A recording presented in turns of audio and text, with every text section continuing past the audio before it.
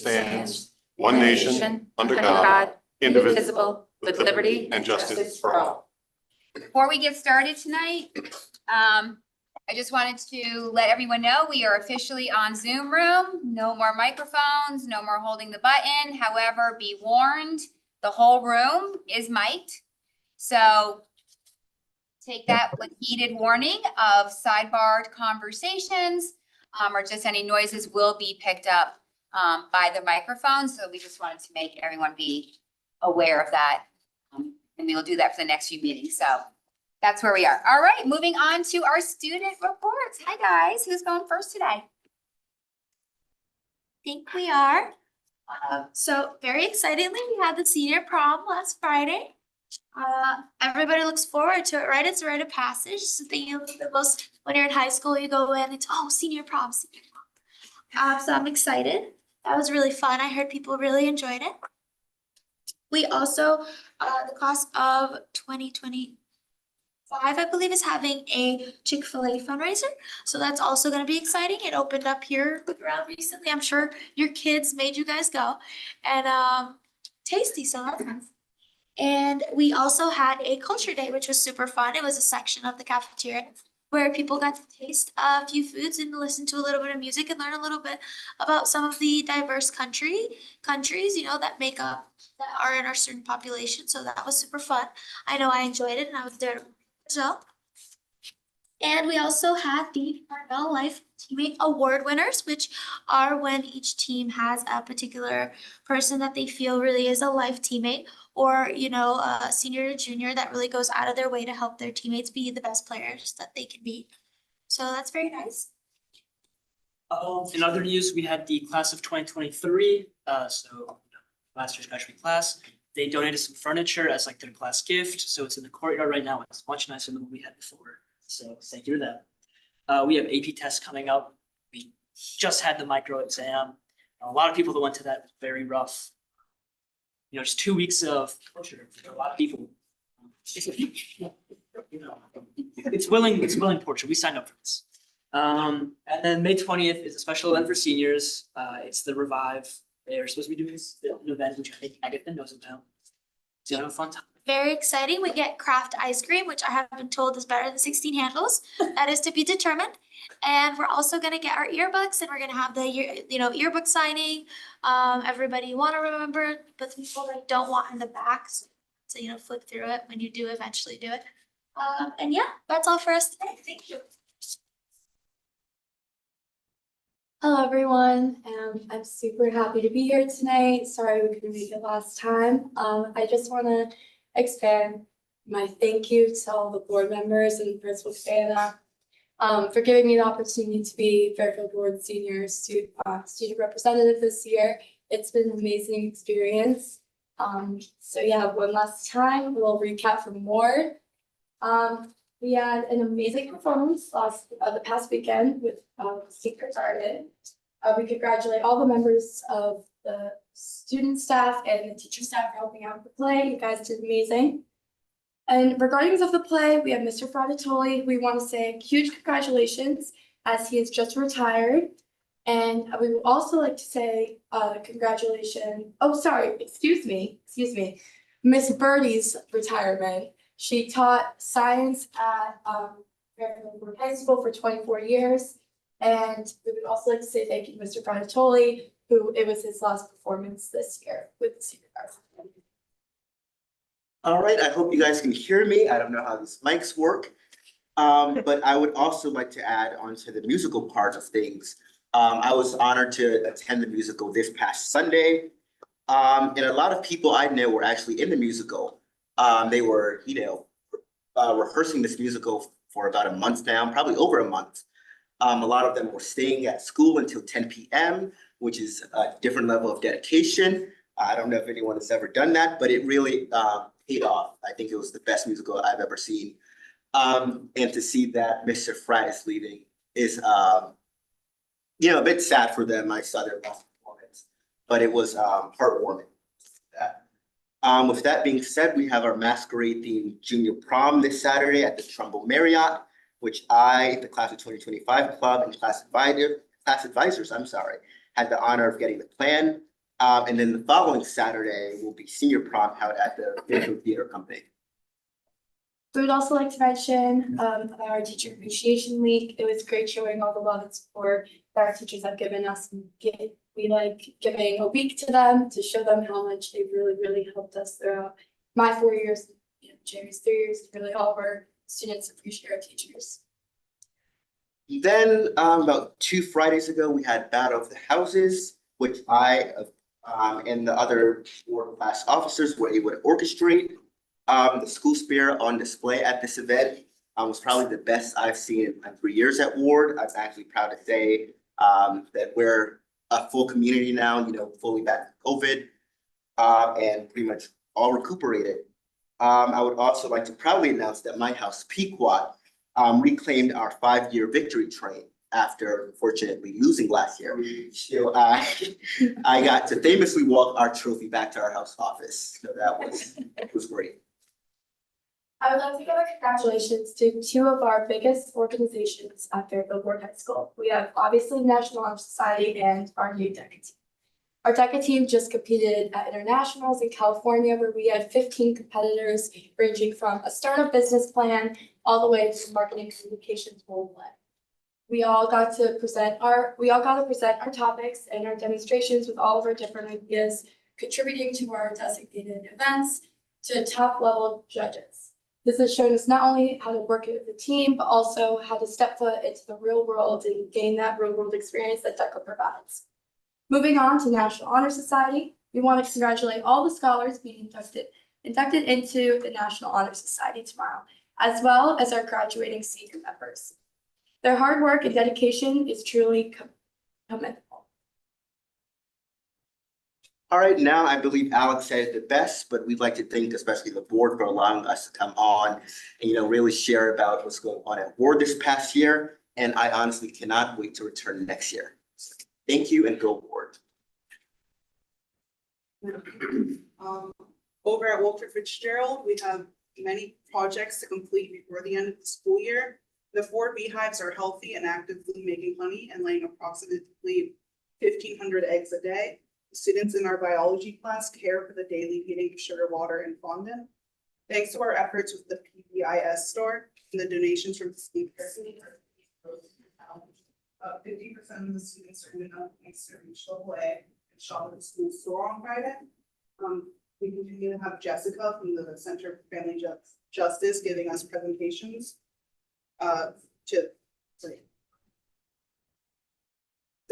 talk about the issues, some issues that young kids have. A representative workplace is coming to Walter Fitz to speak with our students about post high school opportunities and food training.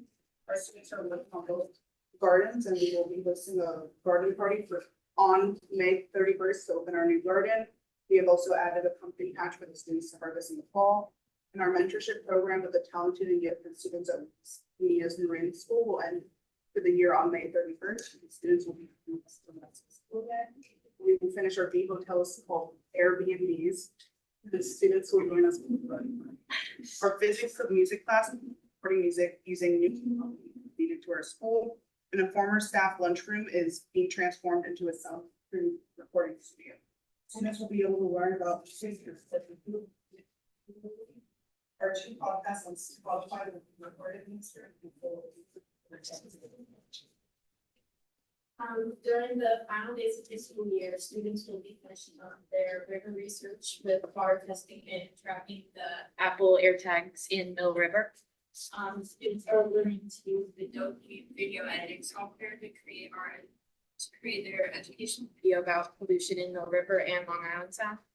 Our students and staff applied for a new grant with the CTC grant and UConn to continue our research for the next school year. It will include Mill River and Rooster River. We've reached out to the Ash Creek Conservation Association for collaboration and a presentation to our students about their efforts. The students are currently looking into possibly creating the Rooster River Wetland Committee with volunteers from Bridgeport and Fairfield. We will invite guests to come to Walter Fitz before that here for student-led presentation on our current research. On Monday, May 13th, the Mill River Wetland Committee volunteers will be coming to do a microscopic lab with our students. On May 21st, our seniors will begin their senior experiences. And on May 22nd, our juniors will take the next generation science exam at Walton Fitz. On Thursday, May 23rd, our 3 state representatives will be coming to meet our students and be given a tour of our campus and projects. In the beginning of June, our students will engage in an assembly with a group called Igniting the Change. It's a program going for our next generation science standards, created to engage STEM and STEAM and social emotional learning for students. Our staff will practices, smoking technology and projects there. But we'll add brain-based learning in drones, DJ equipment, robotics, and more. This assembly will introduce the technology and program for next school year. On Friday, June 7th, we will hold the graduation ceremony for our seniors. This personal ceremony includes a restorative circle where staff, former students, and family give their well wishes to us. Our seniors will go to Waterloo on June 13th for the official graduation ceremony. On June 13th, students and staff are going to be useful on backward. This summer, the school district is going to modify it to become a computer lab, a makerspace, and more. And our school has been awarded a couple of grants for the next school year to produce some cool technology for back there. So yeah, that's all for us. Thank you. So before you guys leave, we'd just like to honor you as student board reps for your commitment and dedication to coming to these meetings every other week for the entire school year. A small token, a Fairfield Public School water bottle for you to leave with and take on, those of you going on to college and enjoy during the summer. But I just want to thank you and recognize you for your leadership and your dedication and your commitment to your schools. It's amazing to hear every 2 weeks as you all come here and you speak so enthusiastically and with so much pride in your schools. And so I just want to thank you on behalf of everyone here. And seniors, you're always welcome back to attend a board meeting and report back on what's happening, especially you, Agatha, of your comedy, but also your enthusiasm and your love for coming here. So I just want to present each one of you with a certificate of appreciation.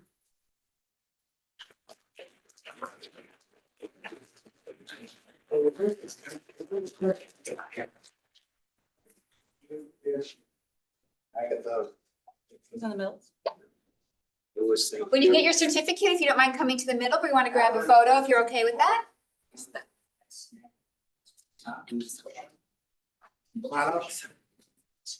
Yes. Right here.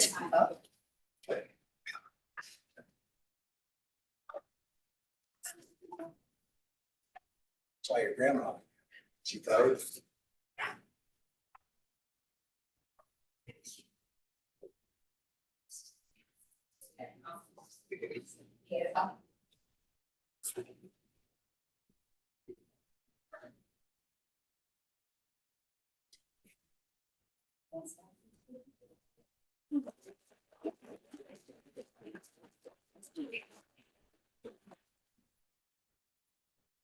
So before you all take off, I'll just echo on behalf of the board, thank you for all the time that you have dedicated to coming here and being with us through good weather and bad, and sharing all of your ongoings at school. And I just love hearing everything that you guys are doing and what's going on in your programs. We wish you the best of the remainder of your senior years for those that you're going on, with your senior experience and your next steps after leaving us. And as Mr. Testani already said, we would love to see you back, hear what's going on after you get settled. And before everyone leaves, if anyone has any questions from the reports, I open it, but otherwise, thank you for being with us this year and truly appreciate your time. Thank you.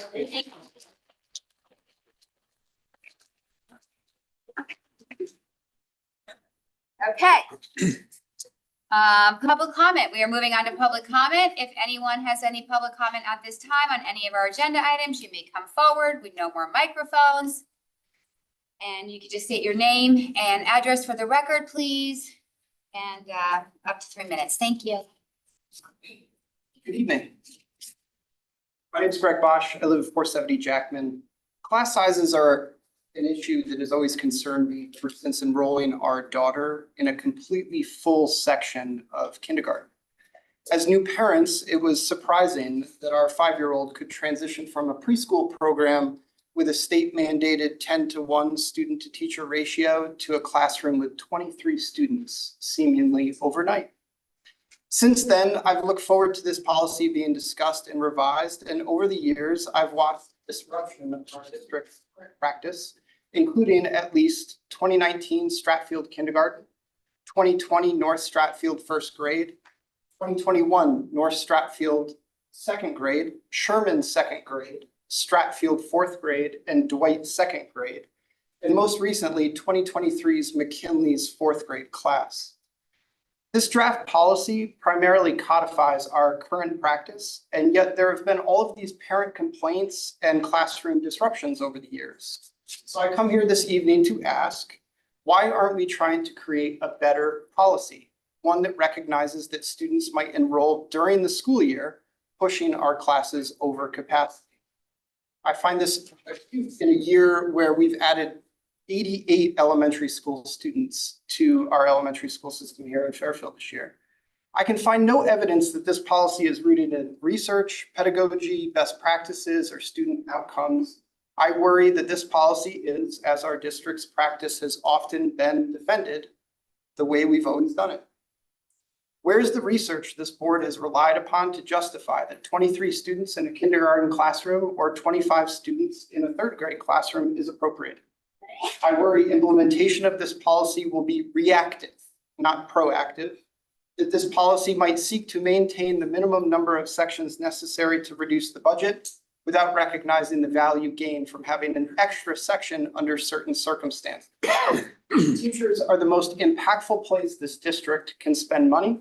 An extra section allows an entire grade level to operate under maximum capacity is a good thing, and benefits extend into other subjects like STEAM, foreign language, art, and music. So I look forward to the discussion on this topic tonight and continuing the conversation at the next Board of Ed meeting. Thank you so much.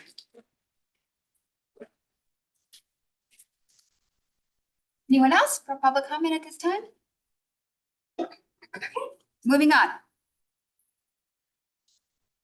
We already had our recognition of our Student Board of Education representatives while they were here with us. So we'll be moving on to 5B, District Improvement Plan, our executive leadership team and presentation. Thank you.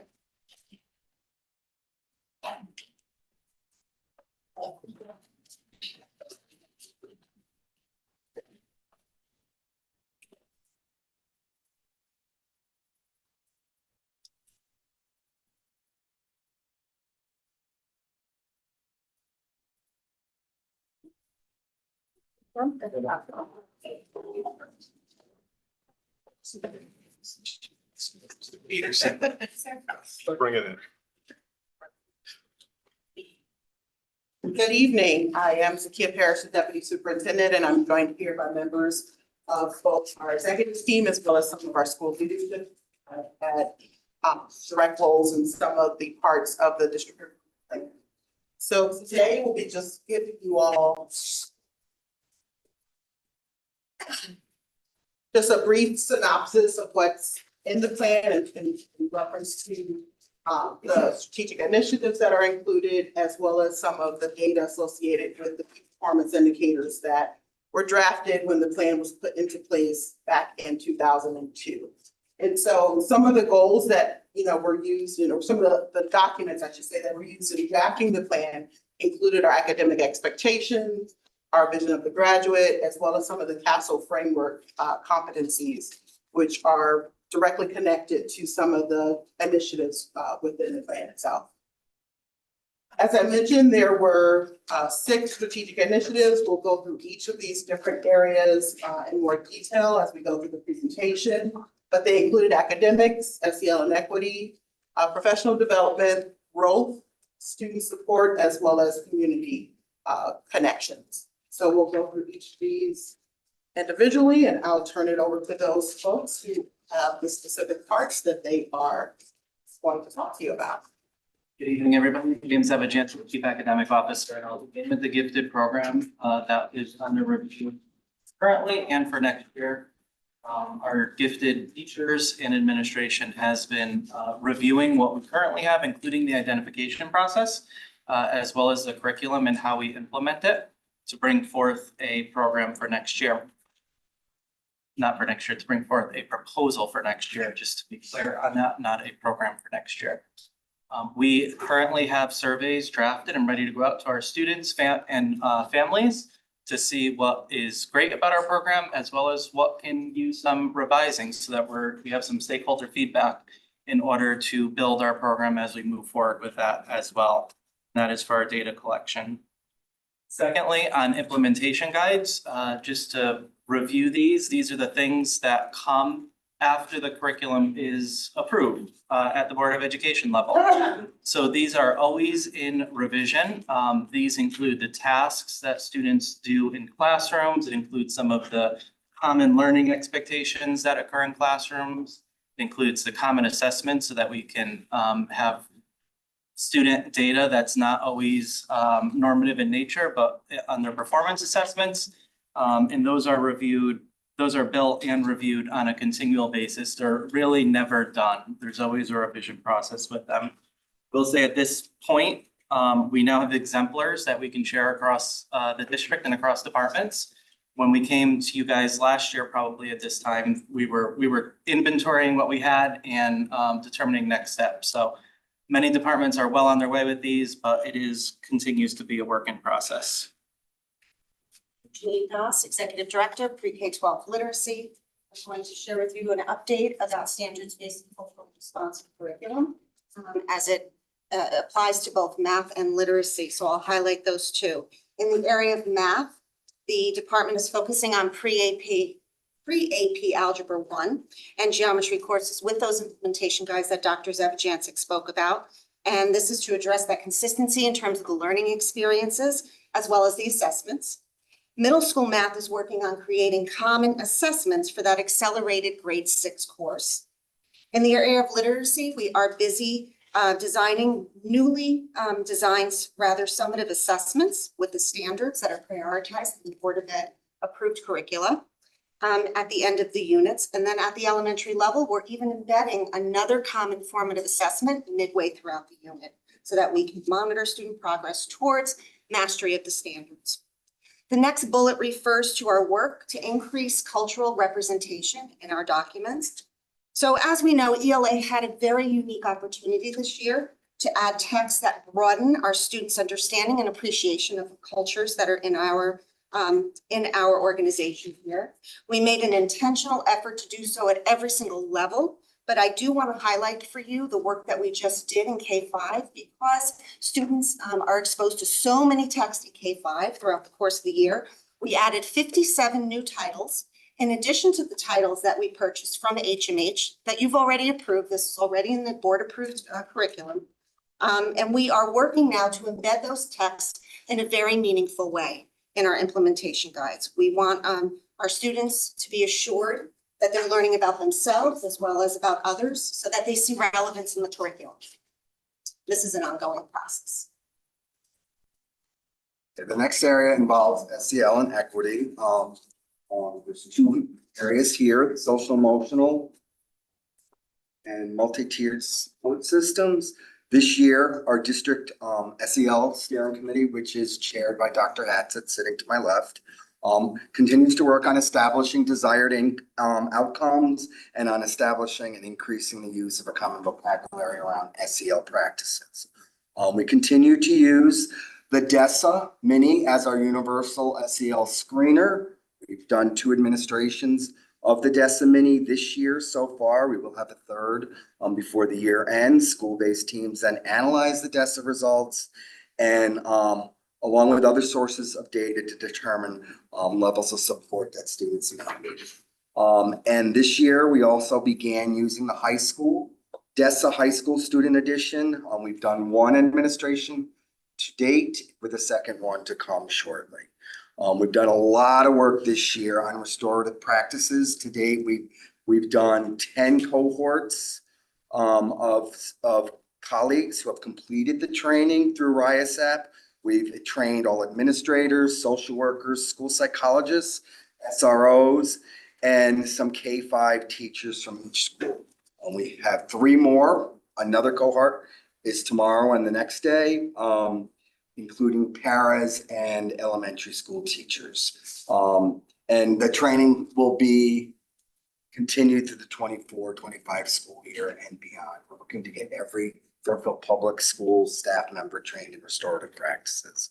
For targeted supports and underserved students, we continue establishing more equitable practices around grading at the secondary level, and we continue to develop programming on that focus relationship program.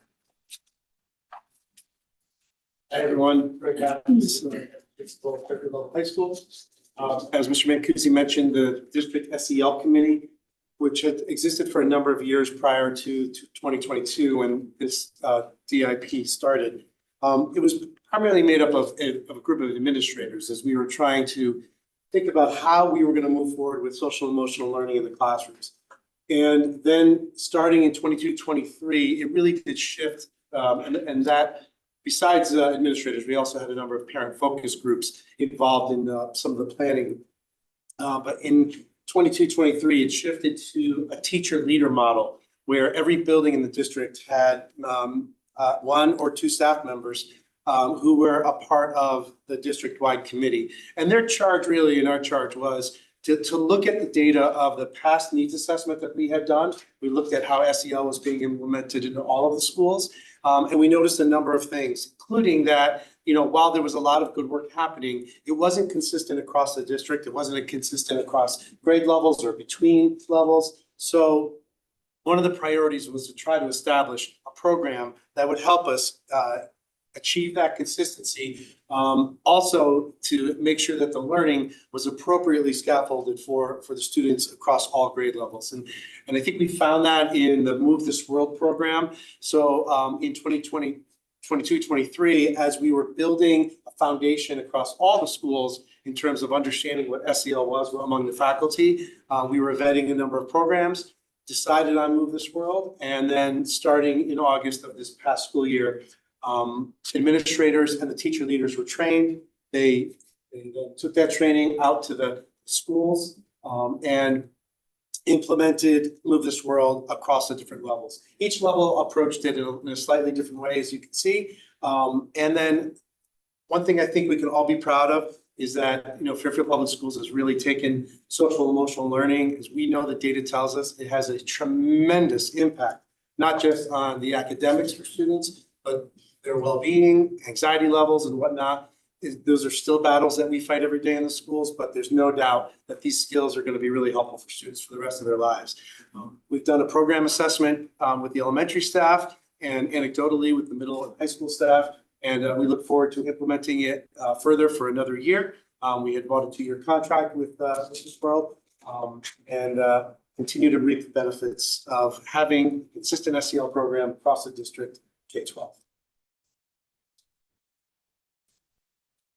So a few weeks ago, I presented a more in-depth presentation regarding chronic absenteeism, so I won't reiterate items that are there, but just really quickly, we launched our revised letter this year. We still continue to have our school-based teams that, try to target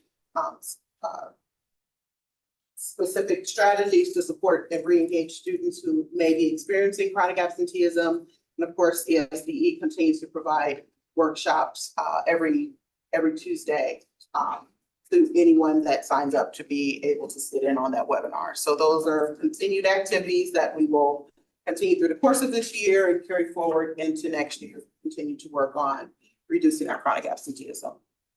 In regard to challenging curriculum or rigorous course enrollment, I would draw your attention to the 3rd bullet there, which is where we shifted our practices this year, which is the 9th grade course selection in alignment with high school students. So they're able to see the full program of studies, what it leads to, how you get there, what has to be done, what are those prerequisites, as well as working on our curriculum moving forward to make sure we're offering sufficient dual enrollment courses or dual credit courses, as well as AP honors courses within our high school program of studies.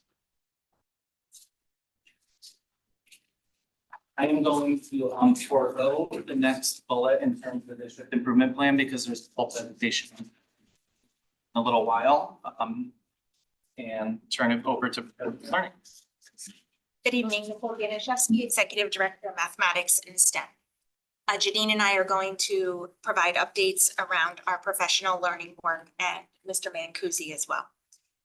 During the course of this school year, both Janine and I have had regularly scheduled meetings with our coaches and interventionists to build their capacity, content standards, curriculum units of instruction, and building their capacity as instructional leaders within their buildings and the district.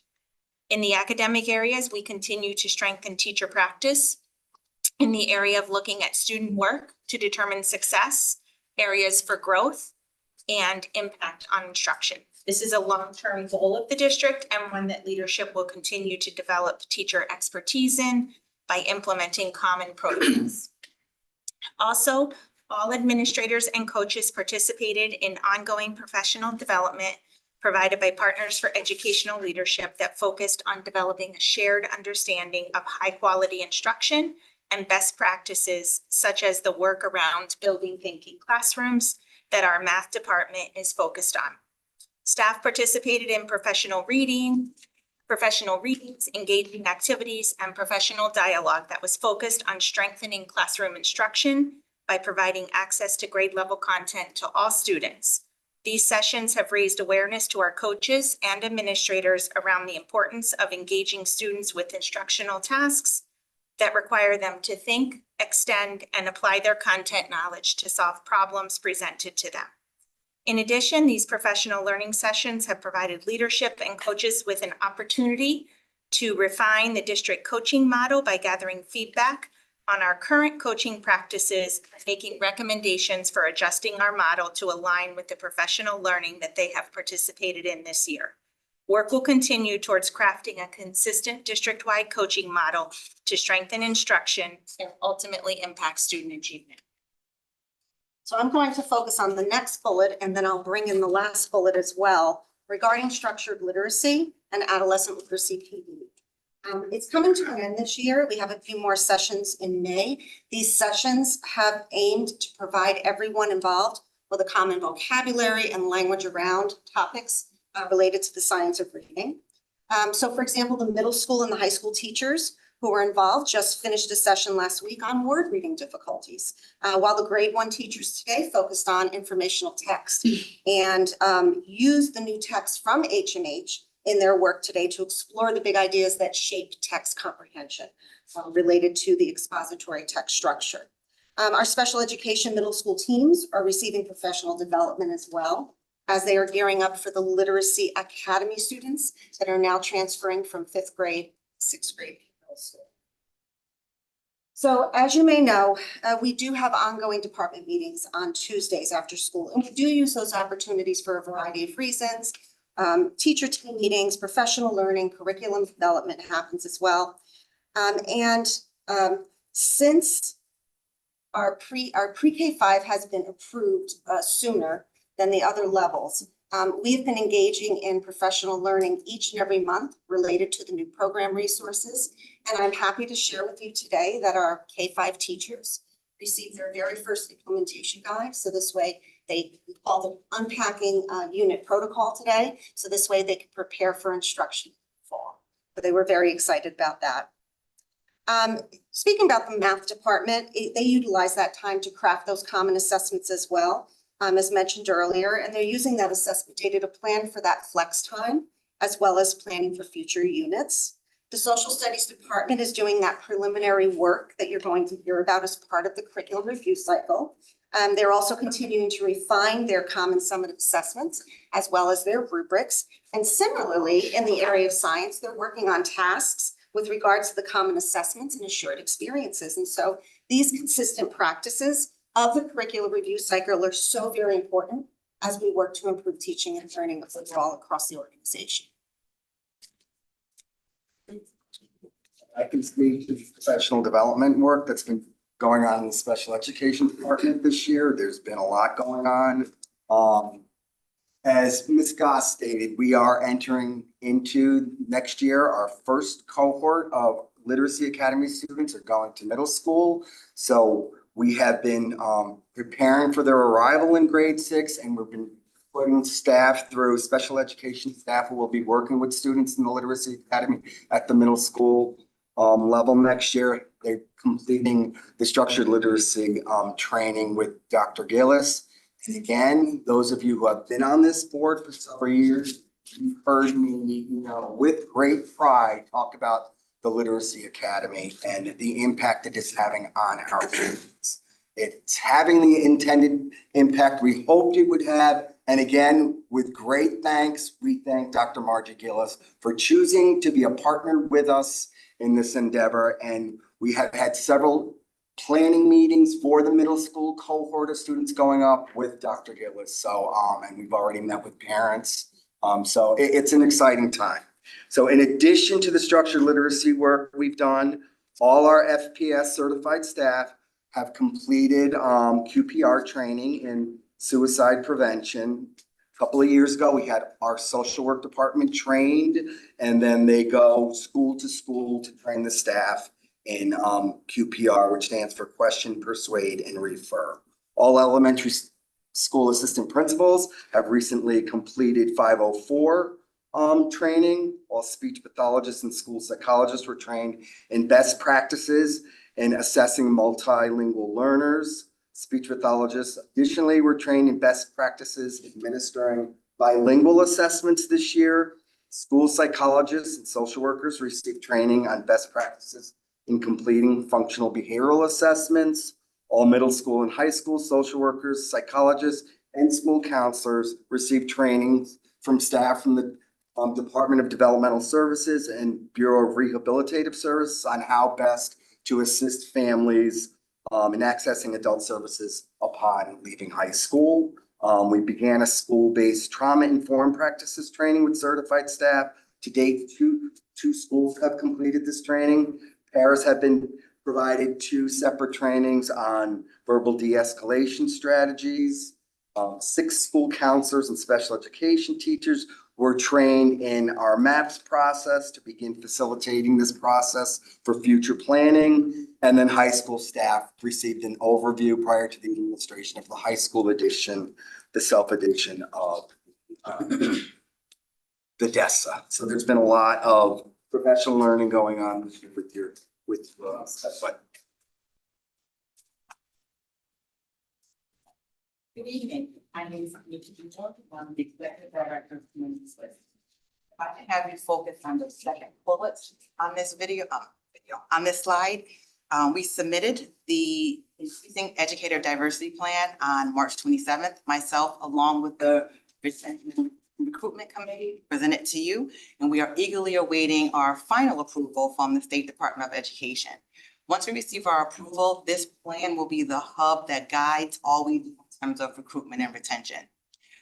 We are looking to continue to develop pathways for not only our certified staff, but our non-certified staff. We added 1 new partner this year, which is Relay School for Graduate Education. And what they do is they actually certify staff members who are looking to become certified who will also hold the bachelor's degree already. It's an 18-month program, and so they can do the internship here and still be paid as a certified staff. So we are eagerly waiting to get that rolling once we get the IED plan back. We're going to continue with our marketing and branding campaign. As you know, last year we did a lot of campaigning around radio ads and billboards here in the Fairfield community. We're going to continue to market in the Fairfield community, but also expand our reach. So we're looking at the bordering states, New York, Massachusetts, Rhode Island, because we're really trying to make sure that we focus on bringing in a more diverse staff.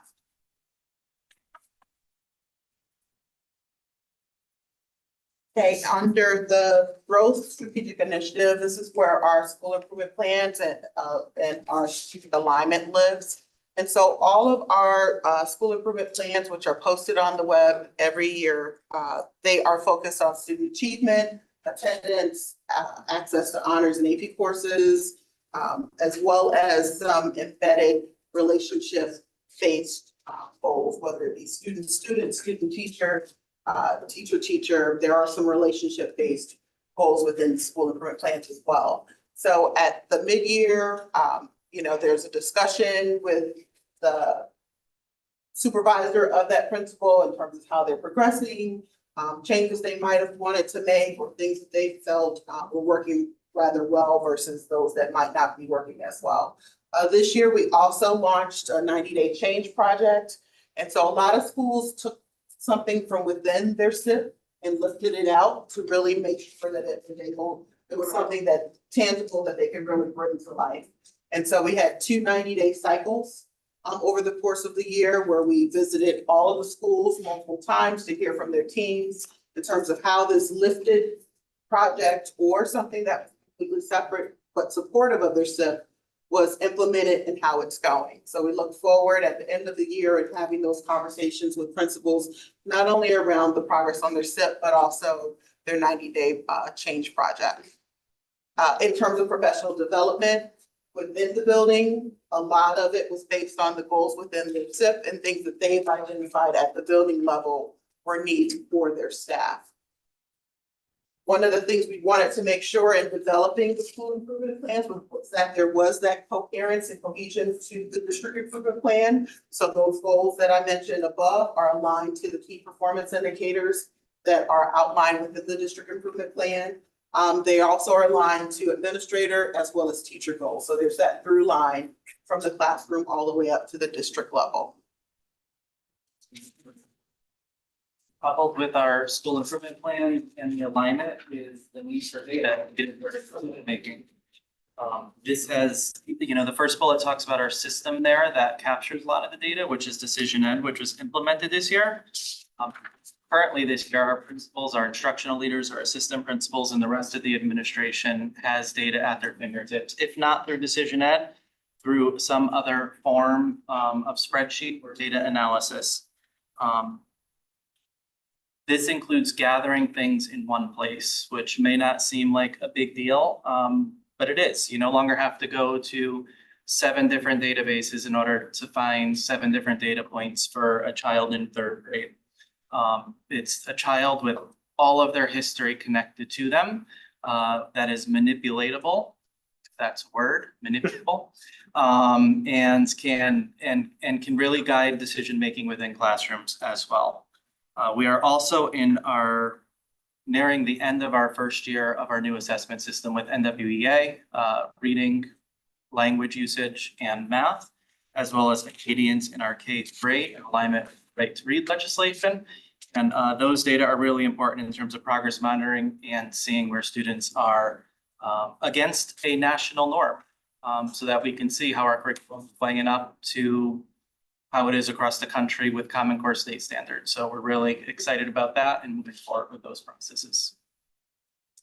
The data is an integral part to our MTSS multi-tiered support system. We continue to engage in the adoption and monitoring of intervention tools for both math and literacy to meet the needs of our diverse learners during tiered intervention. In the area of both reading and math, we have participated in professional learning sessions in collaboration with special ed coordinators to explore consistent intervention programs in the area of K-8 for both literacy and math. Our goal is to have programming in both ELA and math that can be matched to student needs while working in small groups. Throughout the year and during data team meetings, building leadership coaches and interventionists review student assessment and intervention data to monitor progress and adjust student programming to continue monitoring and moving towards increasing student growth. As we monitor our district-wide intervention numbers, we consider guidance that aligns with our new assessments as students transition from elementary to middle and then to high school. Student proficiency numbers are analyzed to provide guidance to staff on placement decision for students along with teacher recommendations. So regarding the structured literacy practices in that next bullet, our interventionists are now using a structured literacy approach to teach the foundational skills, things like morphology, which are word parts and their meanings, as well as comprehension. And this is a very systematic and explicit approach that is absolutely necessary and provides opportunities for regular progress. Training is occurring this year, actually, in getting classroom teachers ready at the elementary level for that structured literacy approach for next year in classrooms. So it will be present in all tiers of instruction. Referring to that last bullet in that second section, I am working with a core team at the elementary level, including an elementary principal, classroom teacher, literacy coach, ELML teacher, as well as a special education supervisor. We attend monthly trainings called the Right to Read training. This is sponsored by the State Department of Education. It's very, very good training. And from that monthly meeting, we are developing an elementary draft literacy plan, which spans 5 different goals: assessment, professional learning, distributed leadership, tiered instruction, and parent engagement. So with this team, we are effectively developing a plan, a 3-year plan for tiered instruction. And that's what that last bullet refers to. We did a needs assessment back in December with our elementary leaders and coaches.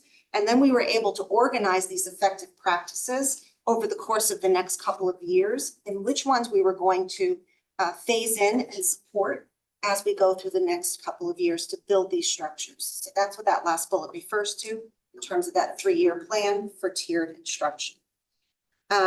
This plan includes effective practices, and some of which were already firmly in place, some of which were partially in place, and some were not yet in place. And so along with our elementary leaders, we created this plan, and we're getting some feedback on that, and I can't wait to share the final product with you soon.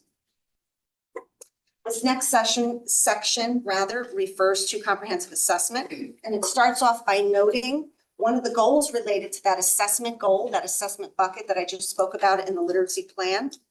One of the effective practices is for us as a district to be able to analyze data and to actually name what the needs of the students are so that we can follow through with appropriate instruction and progress monitoring using the same terminology. So again, this is a structure that's being built. So elementary teachers have engaged in the second half of the year, this year, to establish what we call an instructional focus for literacy. There are 8 of them that have a matched formal progress monitoring plan if that's needed. And so next steps will include helping teachers with a sequence of instructional components in order to fine tune their lessons. So this way they can differentiate and meet the needs of students in small groups. We continue to work on that. All K-5 students now have an instructional focus as of last month, and then they will update that instructional focus at the end of the year. And as you can imagine, there are so many benefits to this because we're talking the same language. It's going to be easier to start our summer support program. Our teachers in the summer program will already know what it is that students need to work on primarily as their focus. Teachers can begin to address areas of need in the fall. They will not have to wait for beginning of the year assessments. They'll start right away. And we look forward to sharing these instructional focus areas with our 6th grade, 5th to 6th grade transition. The last bullet under comprehensive assessment speaks about the variety of ways we monitor student progress. This past year, we've transitioned to utilizing NWEA as our universal screening tool in grades K through 9 for mathematics, as well as 4 through 9 in ELA. We use, at the K3 level, Acadian's reading assessments have been administered. The purpose of these 2 assessments as screening tools are to tell us which students are at risk for not meeting subsequent benchmark goals, and they also help us track student growth. In addition to universal screens, we have a variety of progress monitoring tools that tell us how well students are responding to our instruction. Furthermore, the district employs summative assessments, such as Smarter Balanced, as well as end of unit assessments that tell us what students have learned over a period of time relative to grade level standards. And lastly, we have formative assessments that provide ongoing assessment of student learning during instruction so that teachers can adjust their teaching based upon student need. So the last strategic initiative is under the community header. And so this is where a lot of the work that our communications director does lives. So she has been very actively pursuing ways which to improve and increase communication with parents and families and the community. And so one of the things she's done is create this communication plan to make sure that there's a framework by which information is distributed to the various stakeholders within the FPS community. As you all are aware, we have our monthly newsletters where we celebrate and highlight the different events and activities that are going on across the district in the various schools. And this year we had full implementation and launch of our Parent Square program, which has been tremendously helpful in creating a pathway for two-way communication between families and schools, directly teachers and families as well. And so she's done a lot of work to increase our family and community outreach through using our social media outlets to highlight different events and activities, things that are not just happening within Fairfield Public Schools, but things that are also happening within the community that parents and families may be interested in attending. Under the stakeholder engagement, there has been a lot of work done here as well by our communications director. Again, regular updates via Parent Square, social media, the website, however you need to receive it, we try to make sure that you get it. So it does tap into a variety of ways to make sure that information is communicated effectively and in a timely manner. The website for both the district as well as for the individual schools have been revamped and revised and are being regularly updated. She's partnering with IT as well as building staff to make sure that that integration process was seamless and that we were able to fully launch the revised websites without a hitch. Again, continue to use social media to highlight events, but also the bright spots and monthly awareness activities that are not only highlighted via social media and our newsletters, but also by the superintendent here at the board table. And then finally, collecting feedback from the community in reference to surveys, whether it be information on school nutrition or ECC planning, as we were trying to develop the plan for the full day pre-K, as well as school climate, which just recently closed. So looking forward to those results. But also, like I mentioned before, collaborating within the community, whether it be with PTAC or the Fairfield Youth Collaborative, as well as Fairfield Cares, to make sure that, again, those events that are taking place across the community are shared across the district. So now we're actually going to go into some of the data with respect to the DIP. These are the key performance indicators, which were the benchmark goals that were set as of 2022. 2021 was considered our baseline year. So the goals were set based on that 2021 data. And so beyond that, you'll see the data that has been collected over the course of several years. So I will turn this over to us for the first step of KPIs. Okay, so this one is referring to our grade 2 students. For reference to the universal screening tool that has been used to see if our students, what percentage of our students, I should say, is proficient overall. Okay, so as you can see here, the last 3 years, we used the STAR assessment, and our scores ranged anywhere between 70% proficient to about 74% proficient. You've heard that we have changed our screener, of course, right? And so the Acadian's composite score, that's the overall score of our grade 2 students back in the winter, was 83.7%. Now, these are different assessments. The STAR assessment is administered on a computer and the students take that individually. Of course, there's teacher support in small groups if necessary. But the Acadian's is delivered differently. Its teacher delivers that one-on-one.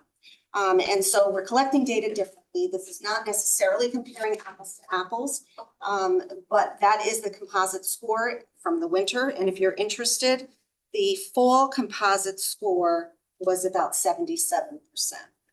Okay. And so because this is administered on a computer, there's a technical aspect to it. There's lots of practice getting good at it. And so we see across the years, typically when new assessments like these come into play, that we get more calibrated as we go along. So it's showing some good growth, and we look forward to seeing the year data. So we're also monitoring students' proficiency in terms of their smarter balanced assessment scores. And this one is in grades 3 through 8 in ELA, and we're striving here to close the gap between the subgroups. And this shows the different subgroups and the percentage of proficiency overall on SBA. Some of our subgroups have gradually increased in proficiency, such as the Black African American subgroup, as well as the subgroup of 2 or more races. However, you see that the gap still exists between subgroups. Students are currently taking Smarter Balanced as we speak, and this will be updated once scores are released.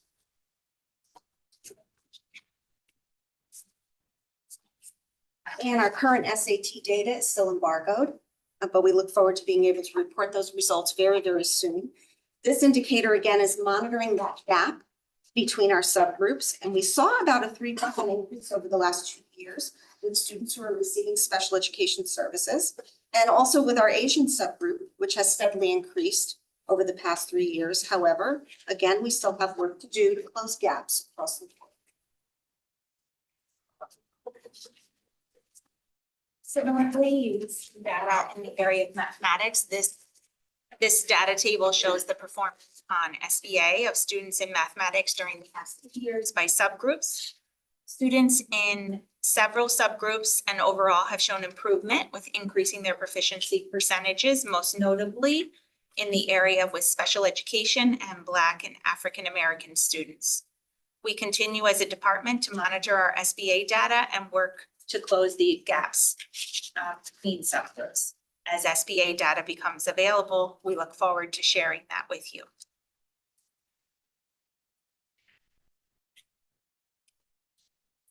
This slide shows the overall performance in mathematics on SAT of grade 11 students has been consistent the past 3 years, with approximately 60% of our students reaching proficiency. Our Asian students have demonstrated an 11% increase in proficiency. And as Janine previously mentioned, our most recent SAT data has not been publicly released, sharing that in the future when it's available.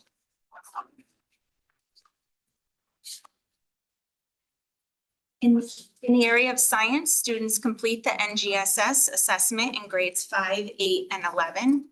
Students are currently in the process of completing our required state testing as we speak. It is important to note and remind everyone that the NGSS assessment has changed every year during the past 3 years in the test administration, the way that the test has been administered. Last year was the first year that it was a computer adaptive assessment. Given that, this year we look forward to being able to compare student proficiency rates from last year to this year since the assessment is the same format.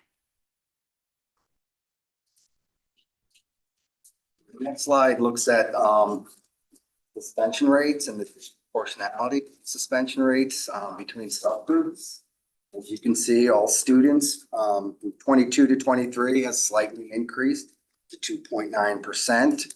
Our Asian students you've seen a slight increase this year. We've seen a slight decrease in the number of Black African American suspensions, although that is still significantly higher than the other subgroups. The Hispanic and Latino subgroup remain the same, and our white students have increased somewhat. There were not enough students to report on the 2 buses. The other slide is really is sobering.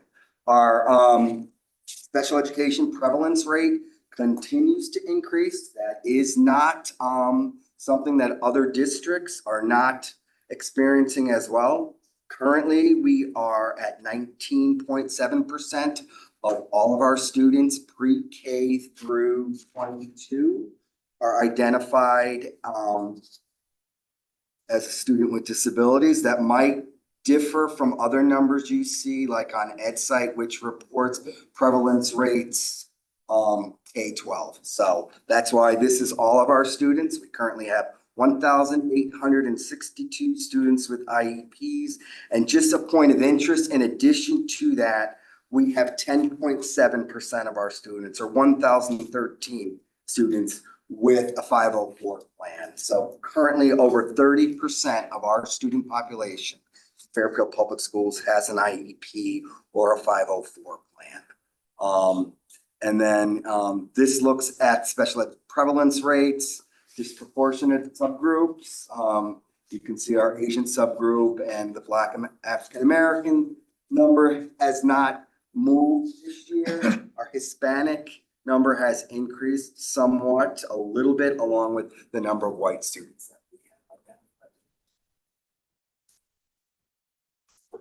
So this next slide just provides you with updated, our updated chronic absenteeism rates as it relates to the different subgroups that are represented here. This is the chronic absenteeism as of May 1st, 2024.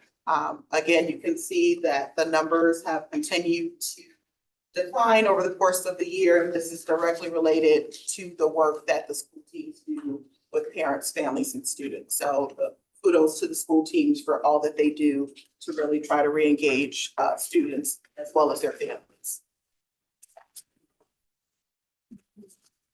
Our final key performance indicator for this evening is the disaggregated data of our course enrollments by our core courses, language arts, math, science, and social studies. I'm reporting a marginal movement in some enrollment numbers there.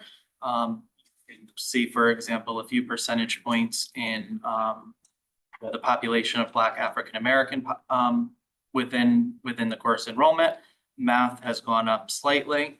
There's also some indicators that have gone down. Math, for example, in Hispanic or Latino subgroup. And on the next slide is the extension of this graph. It reports the same data, but by high needs versus non-high needs. Remember, our high needs group includes 3 subgroups: special education, English language learners, and students who qualify for greater students.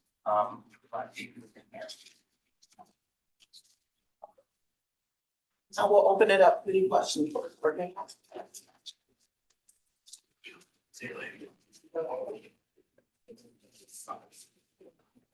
Okay, just Guernsey, go ahead. So first, I just wanted to applaud all of these efforts and success because this is an enormous undertaking. This was a fantastic presentation and we achieved a lot of success. So kudos, very well done. I just have a couple of really quick questions. Under the gifted program, you had spoke about data collection from families and students. Are you considering contacting families and students that are in high school that have completed the program and have a really great reflective sense times of the experience? Currently, we were doing students within the gifted program 3-8. It is something I'll bring back to the group to look at longitudinal data. We were not the current students in 3-8 that are in the program now we're getting surveyed. We can look at those who have left the program essentially in 9-12. Said something similar out, but it was not part of the one that was being sent next year. I would think that could be interesting. I know I've heard from students that are in high school, and I think they might have a lot to add. The other thing that I just was thinking about as we were going through this, because this is a living document,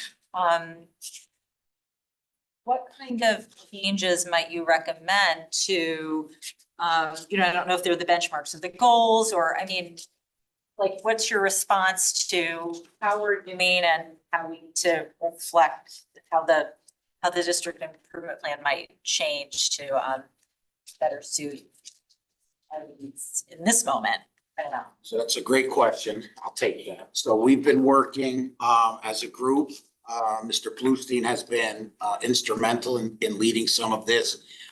And we are now going to take it to the next level of folks at the executive level and then at the district leadership level, and then a committee, including everyone, to see how the plan is currently functioning, some adjustments that we're suggesting, get other people's input, and then hopefully have this ready to present to the board early fall.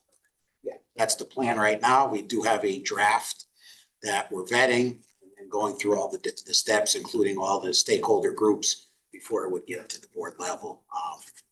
by Ms. Jacobson around November. That's great. That's so helpful. And just one last thing, I just wanted to relay my concern about the suspension rates. So just noting.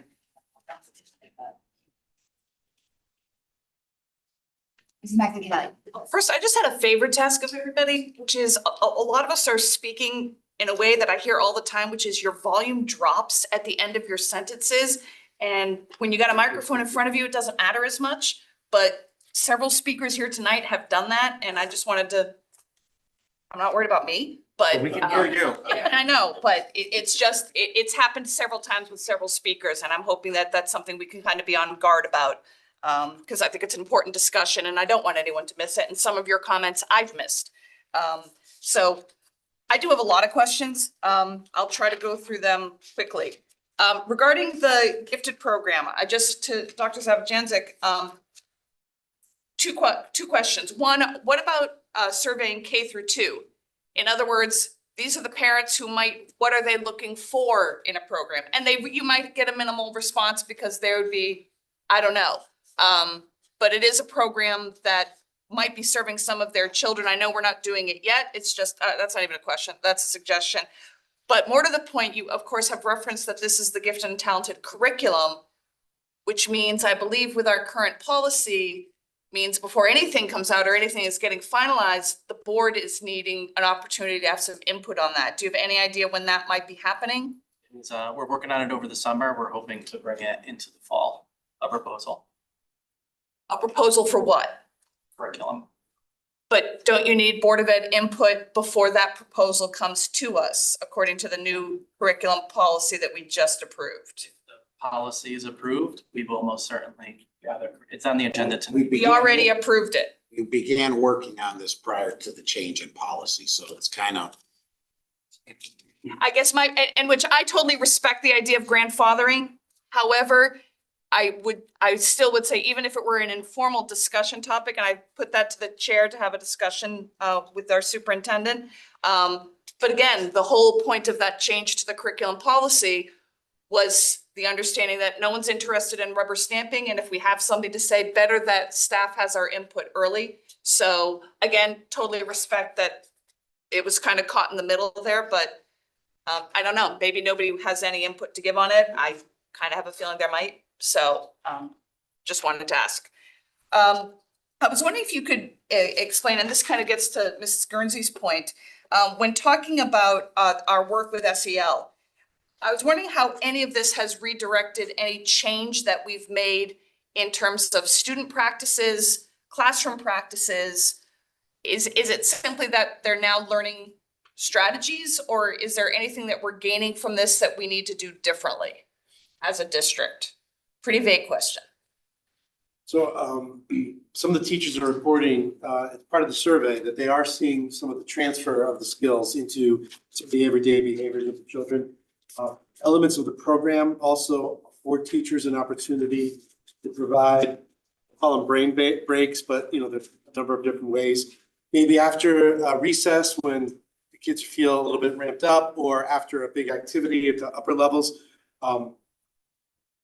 mindfulness and other ways to, help students center so that they can be more ready for learning.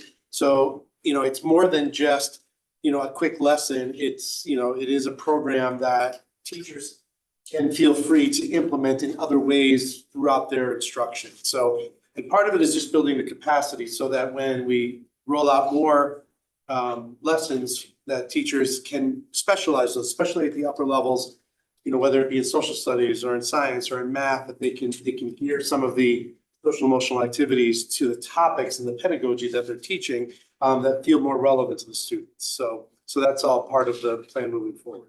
And is there a method for getting feedback on its effectiveness? Again, this started small, I think with Sherman, I think was one of the schools where we just started, and it's now grown district-wide. And I never want to assume that we've picked something that's the end-all be-all of our strategies. So that's where I was very happy to see this elementary school poll data of, that we are gathering this. So I was wondering, is something like that planned for the middle school and high school, so that we can be sure that this is the best strategy going forward? Well, what I could say, because you referred to Sherman, and they were the first school to go through the Mind Up training, which was a mindfulness curriculum training. That's what I was thinking of, you're right. That they went through, and that we had trained we trained teams of 10 from each elementary school in the mindfulness curriculum. That was right before COVID hit, and it kind of derailed that. So the consistency of implementation suffered after that. A big difference is now that we have our tier 1 resource, Move This World, is everybody's learning the same vocabulary, everybody's using the same resource to build their capacity. And that coupled with what they were already doing, it's really enhanced the SEL instruction across the school, set up and increased the consistency across the. Thank you. Next one I wanted to ask about was the rigorous course enrollment. And I just wanted to clarify that the chart at the end, and I'm embarrassed that I can't remember, the one regarding the courses that students are signed up for, that's just at any level? At the high school level. So why is ELA even listed since that's a 4-year requirement?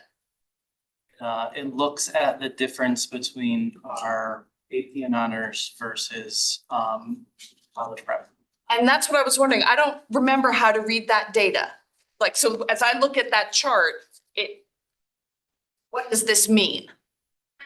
So if you look at the population across 23-24. So is this number 10? I'm sorry, let me get you the page. Yes, number 10.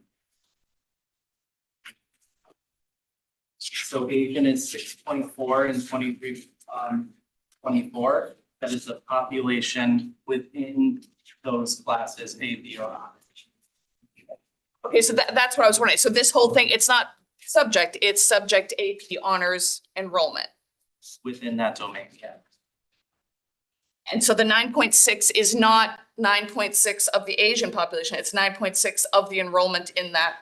Correct. That's what I wanted to make sure about. So that we could do a comparison of how big the population is in Fairfield and comparison to how large it is within the class. So then to that point, would we have access to, I mean, we now have all course requests in. Would we be able to have an update on how does our enrollment look? I mean, we put a lot of emphasis on this outreach to families from 5th to 6th, from 8th to 9th, and of encouraging students with potential to maybe consider a path they otherwise weren't on. Is that something that we can get data on? I would hold off. I don't know if you were looking at Mr. Tisdale. I don't know. I do not know I who agree. to I look. think we would hold off until everything is finalized. I'm still looking at things. I know there's some schedules still being refined and. Yeah, Enrollments over the summer. right. We usually pull the data in the fall, once there's a class schedule, the classes are all in. Right now, the requests are in, right? And the schedule's being built, but we don't have really always solid information like when we pull this data for you in the fall. And what I would suggest as an apples to apples comparison is, because what we always know is that you can't always get the courses you asked for. And so it's that, whereas right now, and again, that's fine, but I would be interested this time next year of, but who asked for it? And because that's the most direct recognition of whom did we reach to try this? It's a whole other matter of, do we actually get to schedule them to it? Do they have to actually relinquish certain requests because it doesn't work with a course they really wanted? But that's less important in some ways, not that it's not important then, but what did they ask for? So I would just suggest that I actually think right now would be a really important data point. So. Can I follow up? Sure. I have a sub question to that. So I know we're talking about disproportionality here. If I heard you correctly, it's overrepresentation. That's not a concern for you, right? Like if there's a population that's 3.4% of the student population, but 9.6 are in the advanced classes, that's not a good. No, we want all students to benefit from. So we're not gonna start screening out based on, okay, that, I just wanted to. Absolutely not. In order to reach these, that's not gonna be. Sorry, Jen. Okay.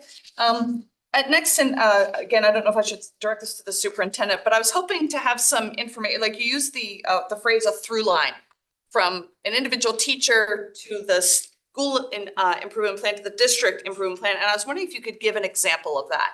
I'd initially just submitted a question regarding just school improvement plans, but that was just an interesting add-on to that. So the one example that I can speak to initially, we'll use Stratfield School, for example.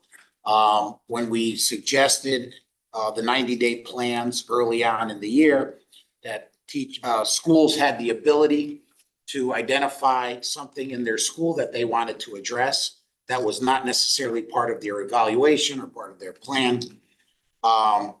Stratfield School, for example, took on a huge undertaking that was part, as Dr. Parrish mentioned, it was part of their school improvement plan, but they have really dug deep down to the individual student level on using data and tracking and progress monitoring growth throughout the year, having conversations with individual teachers regarding their class, the individual students in their class, their movement and growth throughout the year. Everyone on their team, whether it's the LAS, assistant principal, the interventionist, they all play a role in leading this work, which has led to cycles of coaching within working with those teachers that may be struggling with the curriculum or implementation of the curriculum. Liz McGoey and the team there at Stratfield has done an amazing job. Again, there's the through line from the district improvement plan all the way down to the individual student, and making sure that every student has the opportunity to receive the services, the support, the enrichment, the intervention that they need in order to grow throughout the year. They've created amazing data walls, again, down to the individual student and throughout the year, and their movement within the achievement bands on the assessments. And out of curiosity, can you, is there any example of where there has had to be an adjustment, either in the school, I would assume it would be in a school improvement plan, that, have we had any examples of that? There've been some situations where our building teams are really aggressive in terms of what they want to accomplish, and rightfully so. And so after the first, half of the year, have identified that maybe that was a little bit too aggressive, and have modified their goals accordingly, just based on the data that they've analyzed over the course of that first half of the year, and communication with the rest of their leadership teams have made some modifications based on that. But it really comes down to individual schools and what the goals were that they set at the beginning of the year. I think one other, and while Dr. Hatzis is here, I think one other example would be Fairfield Ludlow High School as well, where they have allowed teachers to participate in professional learning, a menu of offerings throughout the year on what they have an interest in and where they see opportunities for professional growth. And I think being able to have that autonomy to choose based on what is being offered, on what they can bring back and improve upon their instruction in the classroom, I think is something that I don't want to speak for you. I think though that's, again, the through line down to the classroom level, that you felt that your school could have, you placed a big bet on this year. Just to piggyback, we chose 5 topics that we felt were aligned directly with the district improvement plan. So that it was sort of like structured choice for the teachers, where, they had the voice and the choice to be able to pick a topic that they wanted to dive deep into. But at the same time, we felt was going to contribute overall to the school, to the district, improvements. Thank you. My next question is more focused on some of our special ed data. And we have, as a district, well, as I'll speak as a board, we have invested a tremendous amount of money, conversation, presentations into early intervention. And these numbers are disturbing. And from an outside perspective, don't speak well of us. That said, I want to say very definitively, I've always believed very strongly in the work that our leadership has done and our staff have done. So I'm not looking to fault anybody, but something isn't, I'd be remiss if I didn't ask. Something, we're not hitting some nail on some head. We're missing something with all of this early intervention work, all this tier 1, tier 2 work that we are doing, that this number continues to rise. 504s and IEPs. We're not doing something. And I don't know if I can throw that out to you. I've got a few additional questions, but I'd like to get your sense of where are we missing?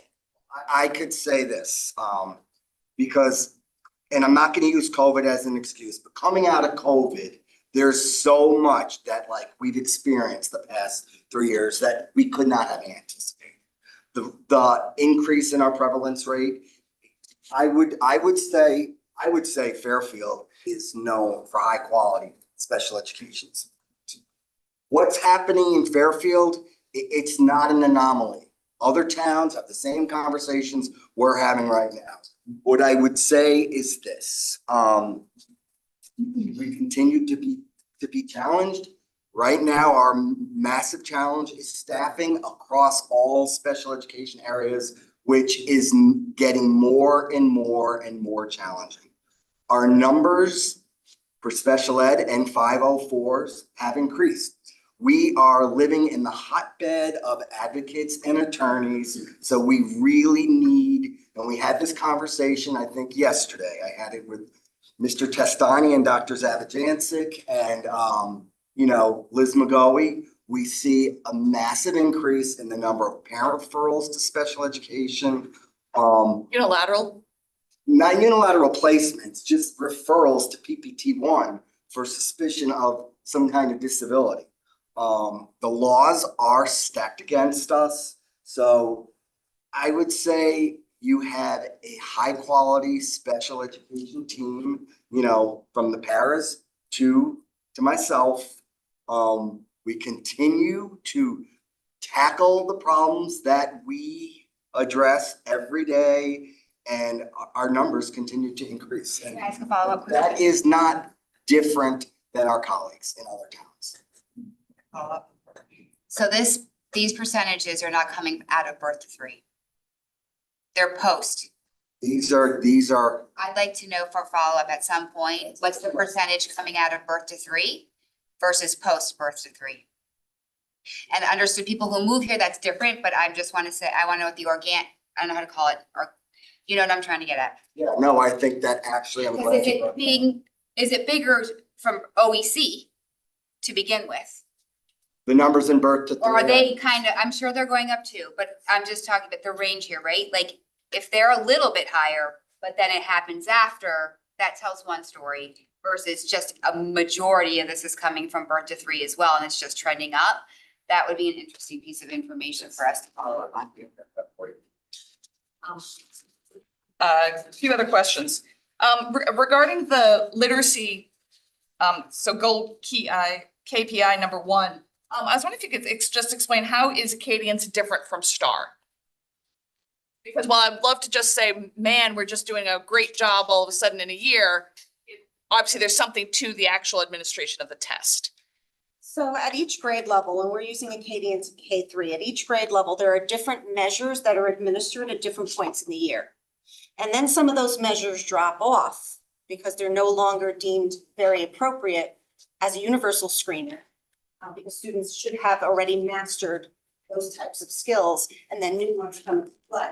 Plus, the text complexity increases gradually as they go throughout the year when they're reading grade level text as well.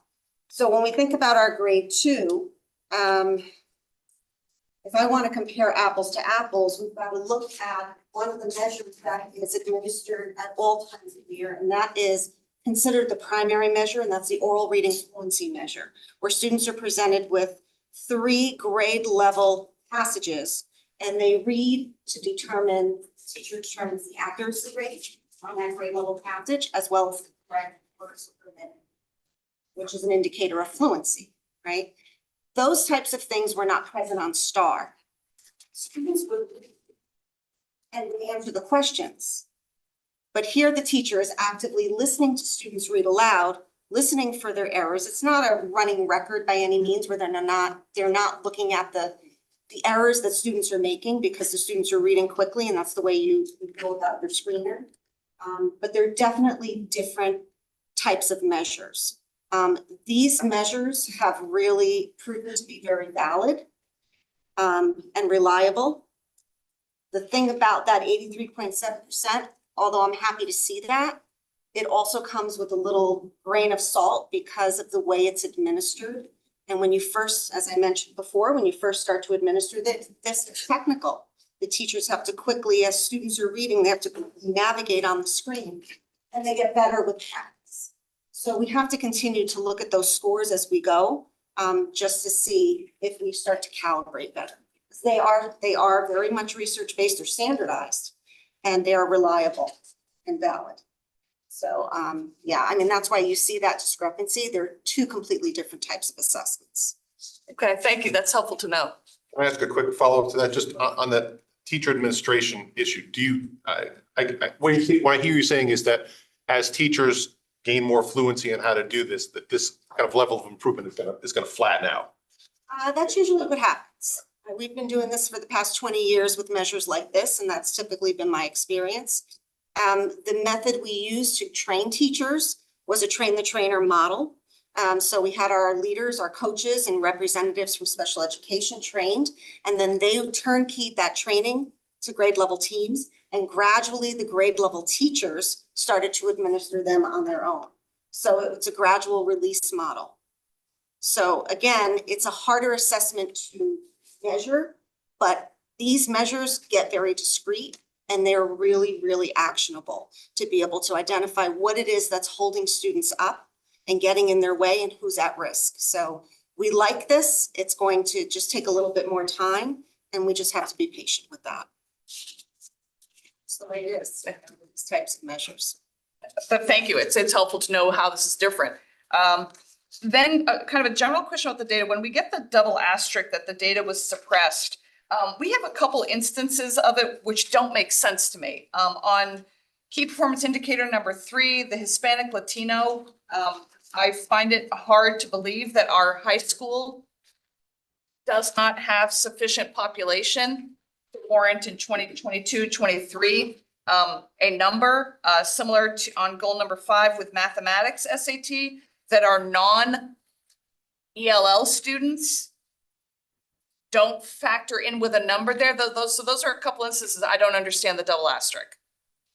So that's how it's reported on EdSite, public facing data. So when we go into the secure data, we're able to see it, but that's not something that we're legally able to publicize. But the data as reported by the State Department of Education, I understand your rationale, but my rationale is we have enough students that we should be qualifying. So do we not ask them to clarify? Like, do we not go to SDE and be like, that your asterisk doesn't make any sense? I haven't done that. Or call up Ajit and say. I mean, we know we have enough Hispanic students. Yeah. We know we have enough non-ELL students. It's a fair point. It's clearly a mistake. Yeah. In grade 11. Grade and 11. I believe it's fewer than 20, 20 or fewer, and they suppress. Who take the test? Across 2 high schools, across 3. And we don't have enough data. I find that I think that just has to be a mistake. Funny? I mean, you would know that. I mean. Last year. We'd have to go into loop back. I just wanted to throw out there, I don't understand that being there. And then my last question, at least for right now, was regarding the suspension. Do we track the data? Because obviously this is something we had thought might come out of leadership a couple of years ago and which never came to fruition. But this idea that we might possibly have any policies or practices which are resulting in disproportionate data.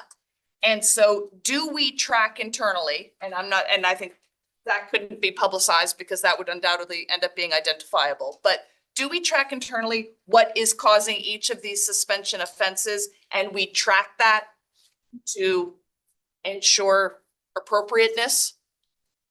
Every time a suspension is given, it is connected to a state code, which connects to the reason for the suspension. That's what lists the consequence. So the point being that we can safely say that that this is a consistent practice. An offense of a certain nature is being handled for the most part. Obviously, there can always be circumstances, but for the most part, it's being handled equitably. I think there's room to grow. Sure. In every situation, so I can't say that with 100% certainty. What I would say is when, like, you guys know, I deal with expulsions. So when it does rise to that level, it's always handled equitably. And I should say, I fully acknowledge the need to grow. What I'm more interested in is that there is supervision of it, that this is something someone's keeping track of and following up on. I will follow up on suspension. And then I'm done. Go ahead. Out of school suspension counts towards chronic absenteeism. Yes. In school suspension counts towards. The 2 state mandated mental health days counts towards chronic absenteeism. Yes. That should change. Okay. Commissioner Well, I'm Russell just saying, Tucker, next, change. you're mandating 2 days off, but then you're You're not counting. mandating, you're allowing. Yeah, but we You are don't have- mandated to provide for that, which is fine. I'm not questioning the need of the days. I'm questioning them I am. counting. Okay, well, you can. I'm questioning mandating that we offer them, but counting them in our chronic absenteeism. Well, the rate. rationale- That's 50% of being chronically absent. So the rationale behind that is there's still 16 other days. Not if you do it the 1 month. It's nothing It's to do 4 with. in 1 day. It's 4, yeah. That's the old days, that's truancy, truancy. Right. So with chronic absenteeism, you have 18 days to play with. So they're allowing you 2 for mental health. You still have 16 other days not to use or to use before you're chronically absent. That was 10 days. No, 10%. 10%. So anything after 18 school days in a year, you're chronically absent. So they're giving you 2 freebies, you still have 16 others. Not for this table. I'll bring that up at I'll bring it up. advisory. Oh, Jennifer Jacobson said Well, I'm they sorry. should not count. They shouldn't. The NWEA and Acadians, I just want to make sure I didn't hear the same thing. They're not taking both. They take math for NWEA. Correct. They take break. They take language arts for Acadian. So yes, they take both.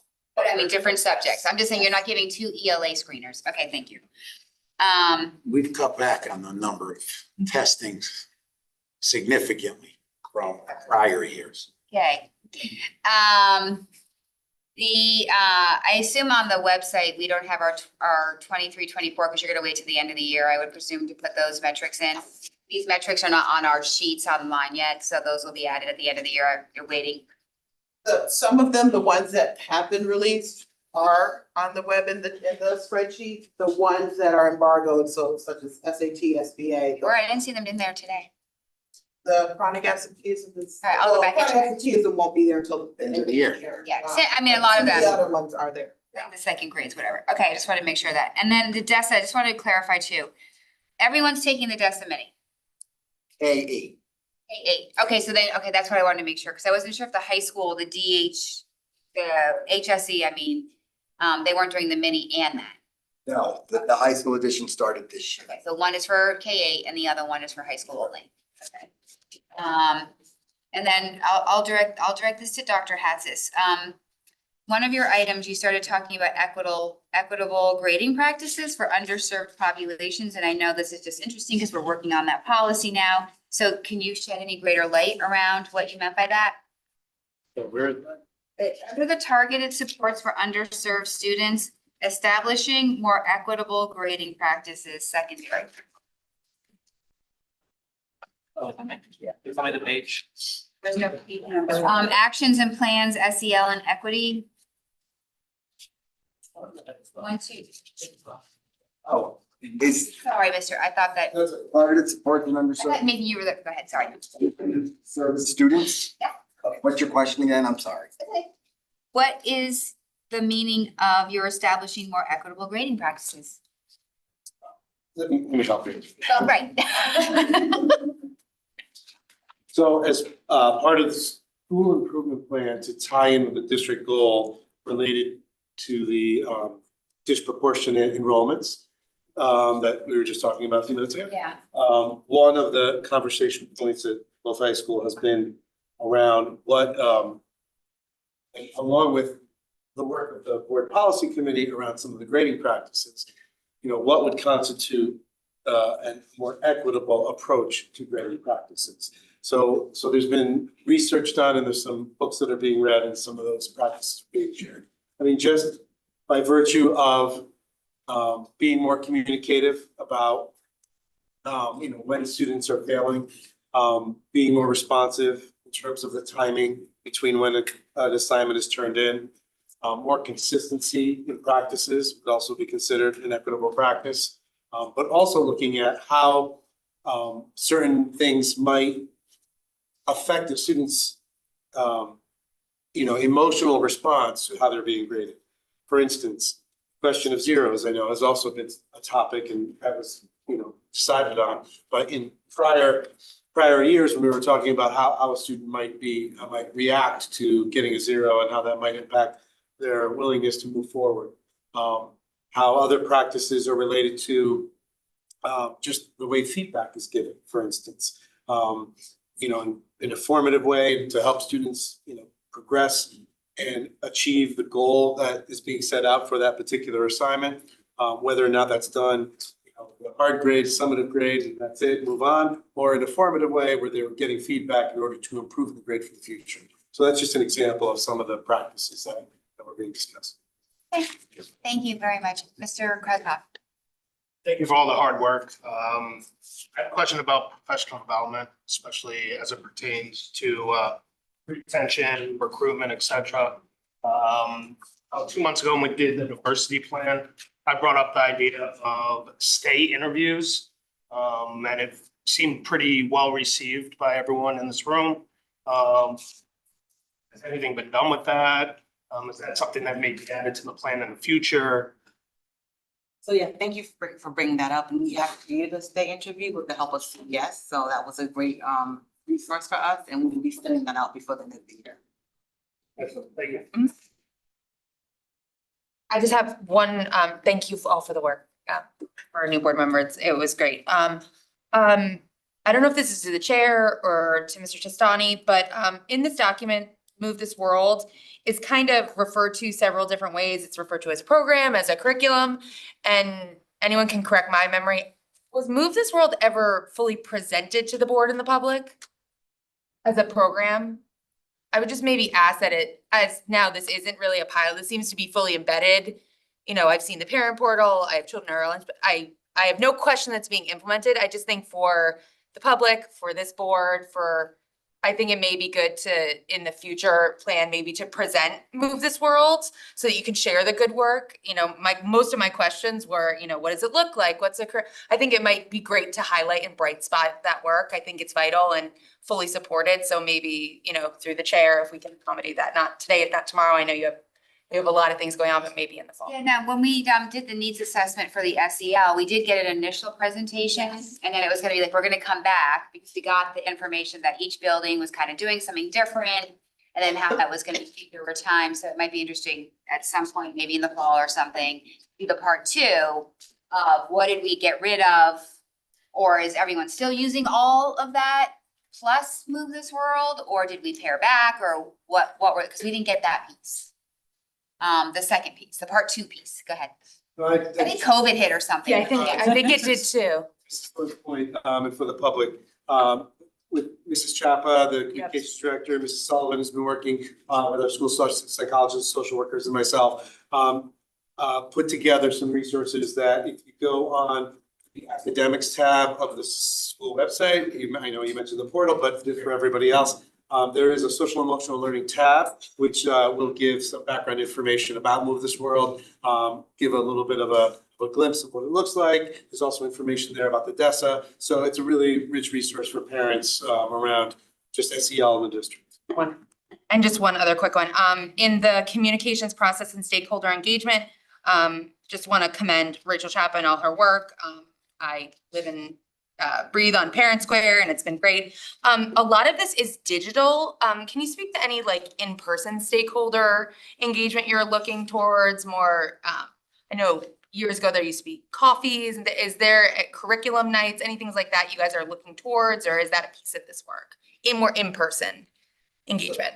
Those are happening more school-based as opposed to a district level activity. So there are different parent events that different schools have depending on their population, the needs, and so those live in the SIP. Those live within the school itself. Wonderful, thank you. I will also say Maureen Sullivan, who is our Program Director of Mental Health and Student Support Services. She works very closely with the folks at Fairfield Cares, and they run that parent series to address several different mental health topics for parents at night. Thank you. Just want to add one thing because I get a report every Sunday evening regarding the Parent Square usage. And we run every week, usually anywhere from 3,500 to 4,000 communications a week. That's used on the portal. So it's a great tool to get communication. Again, two-way communication. I was mentioned, that was the big reason why we implemented this year. It is getting used a lot. It was even used a lot during the April break. So I commend all our staff members who use it faithfully to communicate with families.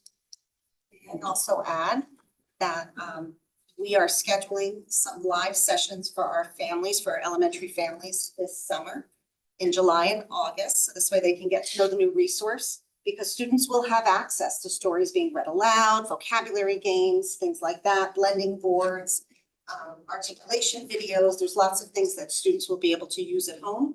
And so we're offering those as well. Those will be posted for all to see. Please let us know how we can help communicate that out to our PTAs and parent community. Well, thank you. Okay, thank you so much, everyone. Much appreciated. Thank you. Just want to say, I want to just commend everyone here at the table for all the hard work. This year, we've accomplished a lot. I also want to mention Christine LaSalle sitting there for all that she's done. Lisa Oliver. We did mention Maureen Sullivan and Rachel as well. And then the coordinators and liaisons in the different departments. It's been a lot of work this year, as you can all see. And it takes a lot of people to get things moving in a school district. So thank you. Thank you. Thanks, everyone. All right, moving on. First reading presentation, educator and leader evaluation plan.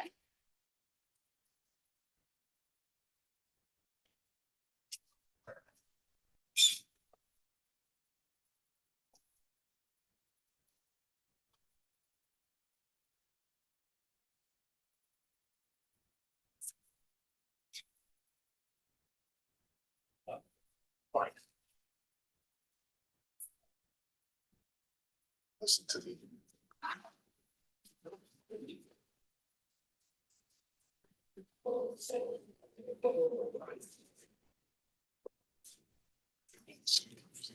Good evening again, everyone.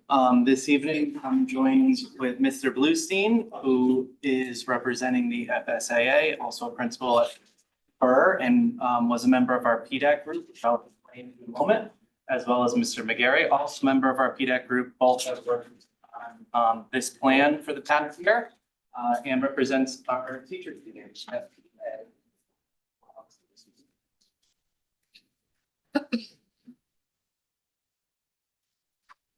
So if you'll give me about a minute or two, I'd just like to go through the history of how we've gotten here, and then we'll get to the specifics of the plan that has been in front of you in the packet. Connecticut requires that all certified staff members be evaluated. It's the first statute up there. Teacher in our district is defined as any certified personnel below the rank of superintendent who requires evaluation.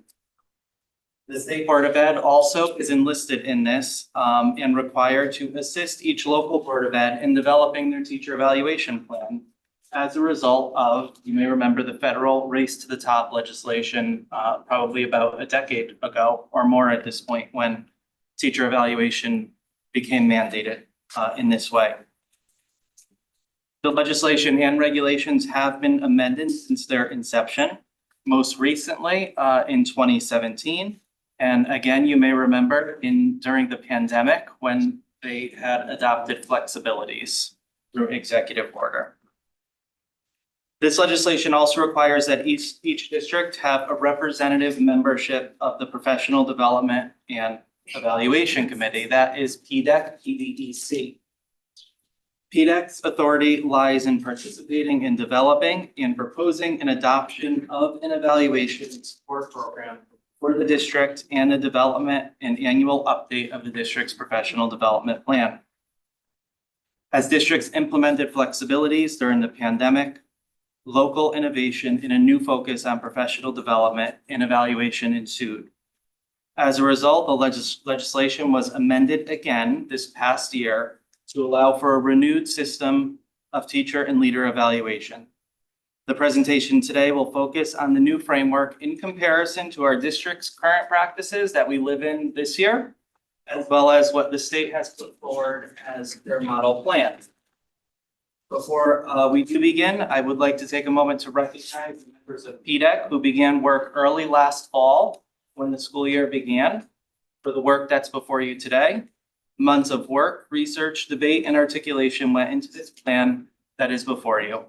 Each of their names is recognized on page 3 of the actual document. If approved, this group will continue to work together again throughout the rest of this year and next year to ensure that it's brought to fruition for each of our certified staff members. Connecticut, when the legislation was passed, it went to the State Department of Education to come up with guidelines. And on this slide are a few of the guiding principles that guided PDEC's work in this district as well as across the state. Differentiation of roles, including varying staff members in our district. For example, our central office administrators, building-based leadership, counselors, classroom teachers, support staff, school psychologists, behavior analysts. The list goes on of the folks who are certified that may require a little bit of a different touch in terms of evaluation beyond some of the typical practices. Simplify and reduce the burden. We heard over and over that the paperwork was a lot. It was more paperwork than it was professional learning. This plan is intended to reduce that burden, to reduce the paperwork, the technical challenges in the evaluation process, to reduce the number of steps, and to streamline the best practices. Focus on things that matter, allowing educators in the plan to align their goals and professional development directly to their field of expertise, and select goals and professional development that are connected to their position. Connect to best practice of the whole child, including their academic, social, emotional, and physical development. Focus on educator growth to allow professionals to focus on practices in alignment with a strategic focus to their role and our district's next steps in our improvement plans. And of course, meaningfully connect to professional development, aiming to provide participants with multiple pathways to improve their practice in a way that is impactful for their students. Finally, giving them specific, timely, accurate, actionable, and reciprocal conversation back and forth in the development process, in the professional development process. As I articulated, PDEC, or the Professional Development and Evaluation Council or Committee, is a collaborative decision-making body in district that is tasked with creating, revising, monitoring, and evaluating the support plan before you today. It includes adopting that plan as a proposal to you, and of course, developing a comprehensive local professional development plan. In the next few slides, you are going to see the state's non-negotiables and guidelines. These are things we had to do. We didn't have a choice on them in order for the plan to, of course, pass their recommendations as well. So each section will begin with the non-negotiables of the category, as well as follow with how we've implemented them or would like to implement them if the district approved. So the first is the criteria non-negotiables. All educator and leader practices, and let me preface by saying we've included educators and leaders, those serving under their 092 certificate, the administrators, as well as the teachers of any domain in these slides. So educators and leader practices and development must be connected to a national or state performance standard set by a professional organization. For example, I'll name a few: the Marzano framework, which we currently live under, the Common Core of Teaching, or the Leader Evaluation and Support rubrics that are available to each of us. Both the district's PDEC committee and the local board of ed must approve the plan, and that's the second bullet there. If the board of ed and PDEC cannot come to agreement, they would then consider the model plan, which I've linked in the cover page here if you wanted to see it for yourself. If the features of the plan, if I should say, if the model plan cannot be implemented, it then falls onto the Board of Ed to develop a plan for the district for their approval. The features of this plan will be presented in comparison to our current practices and our proposed practices in this presentation. If the educators must meet a minimum of 3 times a year in a cyclical process to discuss their goals, progress, and student learning. These meetings intend to promote collaboration, reflection, and continuous improvement.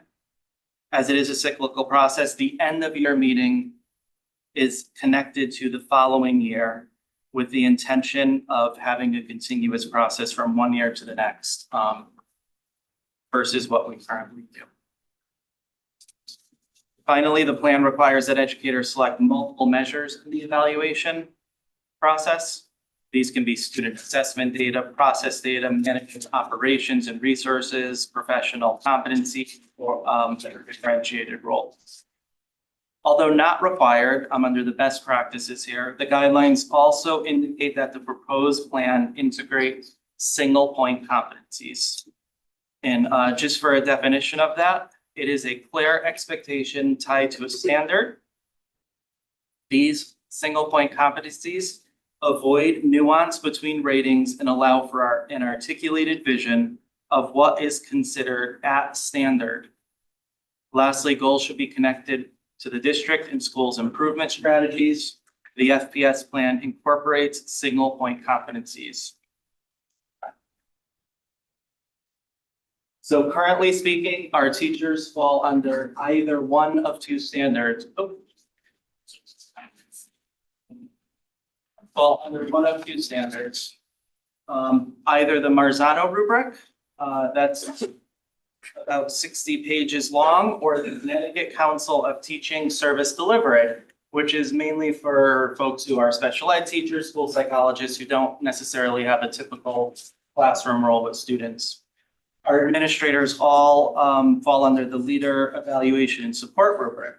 The state's plan does not specify one or the other. It just gives essentially which ones are there. PDEC has chosen the 3 to your right. The Connecticut Common Core of Teaching, which would be a shift from Marzano. The Connecticut Common Core of Teaching Service Delivery, which remains the same for our service delivery model. And the Connecticut Leader and Evaluation Support rubric, which again remains the same from our current practice. This time I'll turn it over to Mr. McGarry for goal setting. Thank you. Just for all time's sake, I'm just gonna leave my finger out here like that. So the goal setting non-negotiables were the plan must follow timelines based on evidence, agreement on timeline, professional status, connection to a primary evaluator, protocols by status, discussion through self-reflection, impact, growth, and next steps, and orientation and training. PDEC committee must devise a yearly timeline for all certified staff to follow a goal-setting observations. Feedback to teachers must be based on evidence. That is, the feedback is aligned to the agreed upon performance as dictated by the plan. The state's guidance allows up for 3 years of goal setting. This limits the year-to-year goal-setting process for some educators. All educators in district must be evaluated by an individual holding an 092 administrative certificate. And finally, professional status in district is determined by PDEC protocols. For example, the protocol for a first-year teacher should be different from that of a successful 20-year tenure teacher. The plan requires dialogue between the educator or leader and their evaluator centered upon reflection, self-assessment, learners' growth, instructional impact, and the next steps to continue growing. Finally, the plan requires PDEC to determine orientation and training for new and existing certified staff each academic year. For the goal setting, the PDEC proposed plan incorporates the goal each year in alignment to speak the model plan. In the past, the goal setting evaluated 25% of teachers summed a rating and included one goal with up to 4 indicators of its progress. The proposed plan removes the ratings altogether and allows the educator to include multiple measures of progress within an individual goal. Goal meetings are required to take place 3 times a year as a non-negotiable part of the plan. So you can say the removal of the 45% and the indicators has been met with much rejoicing by the teaching staff in general. And in terms of the goal setting for the leaders, similar to the teacher goal setting standards, all leaders in the district are also required to have a goal with multiple measures of progress. This goal is also not rated summatively based on the formal calculation. In the current plan, the state's and district's model required that the leader also select a survey-related goal. These data may now be incorporated as part of the multiple measures of organizational improvement.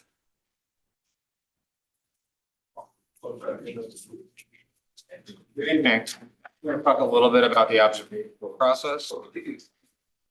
As with goal setting, observation practice includes feedback tied to the agreed upon standards as selected and proposed by PDEC. Each PDEC must also have a protocol for educator and leader observation for formal and informal observations, which follows.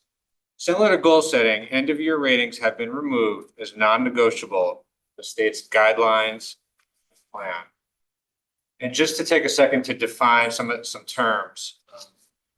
A formal observation is scheduled. It is 30 minutes minimum, and it involves a pre and post conference between a teacher and their evaluator. An informal observation is not scheduled. It's a little bit shorter, between 10 and 20 minutes. It does involve written feedback, and the conference is optional. And a review of practice is an observation of the work that teachers do or staff does that does not involve direct contact with students. So their work in meetings, things like that. In the district's current plan, year 1 and 2 educators have 3 formal classroom or practice-based observations. The first 2 of these observations require a pre and post conference. Once a teacher successfully reaches year 3, they're required to have 2 observations, 1 formal and 1 review of practice at any point throughout the school year. The state's model plan places educators in 2 cohorts. The first cohort requires 3 30-minute observations, and the second cohort requires 2 20-minute reviews of practice. Educators in cohort 1 are in their first 4 years of teaching, and educators in cohort 2 are those who have successfully completed cohort 1 in a local district. The Fairfield Public School proposed plan places educators in one of 3 cohorts. The first cohort comprises educators with 4 or fewer years in district and an individual who has yet to achieve tenure in Connecticut. Cohort 2 is comprised of an educator with 2 or fewer years of experience in Fairfield, but who has achieved tenure in another Connecticut district. Finally, cohort 3 is comprised of an educator who has achieved tenure with the Fairfield Public Schools. Each of these cohorts requires different levels of supervisor observation. Cohort 1 requires 4 observations consisting of 2 formal and 2 informal observations. Formal observations require, as I mentioned, 30 minutes of observation with written feedback and a pre and post conference. Informal observations, as I also mentioned, are up to 20 minutes with written feedback. There is a preference in this category to complete at least 2 of these observations in 1 unit of study. Cohort 2 requires 1 formal and 3 informal observations. Finally, cohort 3 has the option to select 1 of 3 options. Option 1, the educator can choose to take part in an action research project designed in alignment with the district and school improvement plans, which also requires 2 observations of the plan. Option 2 is the educator can elect to partake in 5 informal observations. And finally, option 3 allows for 3 observations, 1 formal and 2 informal within a unit of study. Finally, for the observation of practice for leaders. In our current plan, leaders in years 1 or 2 have 4 observations, and leaders with 3 or more years in Fairfield schools have 2 observations of practice. In our proposed plan, there's 3 cohorts, like the teacher one. Cohort 1 are administrators that are new to leadership and have 2 or fewer years serving with their 092 certificate, which is their professional certificate. They would have 2 formal, 2 informal observations. Cohort 2 are administrators that are new to the Fairfield Public Schools in terms of leadership, but they were formerly in a leadership position requiring an 092, and they had a minimum of 2 successful years. Those administrators would have 1 formal and 3 informal observations. And finally, cohort 3 are administrators that have 3 or more years of successful leadership in the Fairfield Public Schools, and they would have a choice of either an action research project or site-based observation. I'm going to turn things back. Thank you. As part of the state's guideline document, recent legislation, summative ratings altogether have been eliminated, as we've said for time. End of year benchmarking, however, although there is no formal score, there is a mechanism for accountability. Traditionally speaking, an educator whose final score was a combination of 4 areas, including goal setting, observation, stakeholder feedback, and whole school learning. The mathematics between the 4 components allowed the supervisor to arrive at a rating of 1 through 4 at the end of the year, with a 3 meaning proficiency. In the proposed plan, educators will continue to be evaluated and at the end of the year receive a met or not met indicator at their end of year meeting. Accountability remains part of this plan. In addition, this plan allows for levels of support and corrective action throughout the cycle and process. Those non-negotiables are on the next slide. Educators and leaders who demonstrate a persistent lack of growth or resistance toward feedback will require support in a defined process for the educator to increase or decrease support. The assistance plan will have 3 levels working towards increased supportive plans with movement towards a corrective action plan. Corrective action plans are required as the final phase of support and must include clear objectives, resources, timeframes, and supportive actions of the evaluator to improve the educator's performance and practice. This is very similar to our current practice of intensive and structured support. Each district must also determine a dispute resolution process for when mutual agreement is not reached between the educator or leader and his or her evaluator. For example, if the educator or leader disagrees with the supportive actions or plans, he or she is able to engage in dispute resolution with their supervisor and of course their accompanying collective bargaining representative.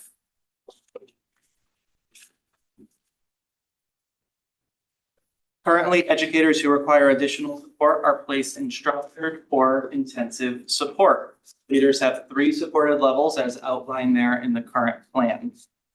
The proposed plan is taken directly from the state's model plan, allowing for a tiered system of support, tiers 1, 2, and 3, followed by a corrective action plan as the final stage. At any point in the process, I should say. Dispute resolution.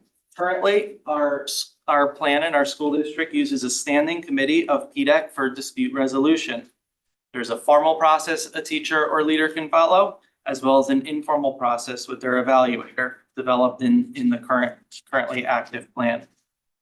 This part 2 of our plan is taken directly from the state's model, as PDEC believed it more appropriately captured dispute resolution and offers varied manners to achieve that resolution.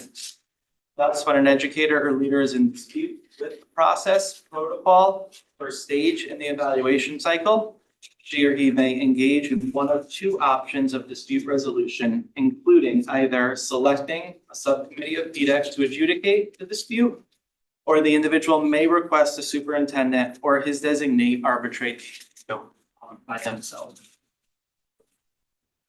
Finally, the next steps of this process are to bring PDEC's proposal plan, of course, to you, which is why we are here this evening. If approved, this plan will then be submitted to the State Department of Education for review. As this is an adapted plan from the state's model, the reviewers will look to ensure that all non-negotiables of the law and the guidance document were adhered to in our writing. The ultimate goal of ours is implementation in August 2024 for all educators and leaders in our district, including the training practices. Thank you for your time in this presentation.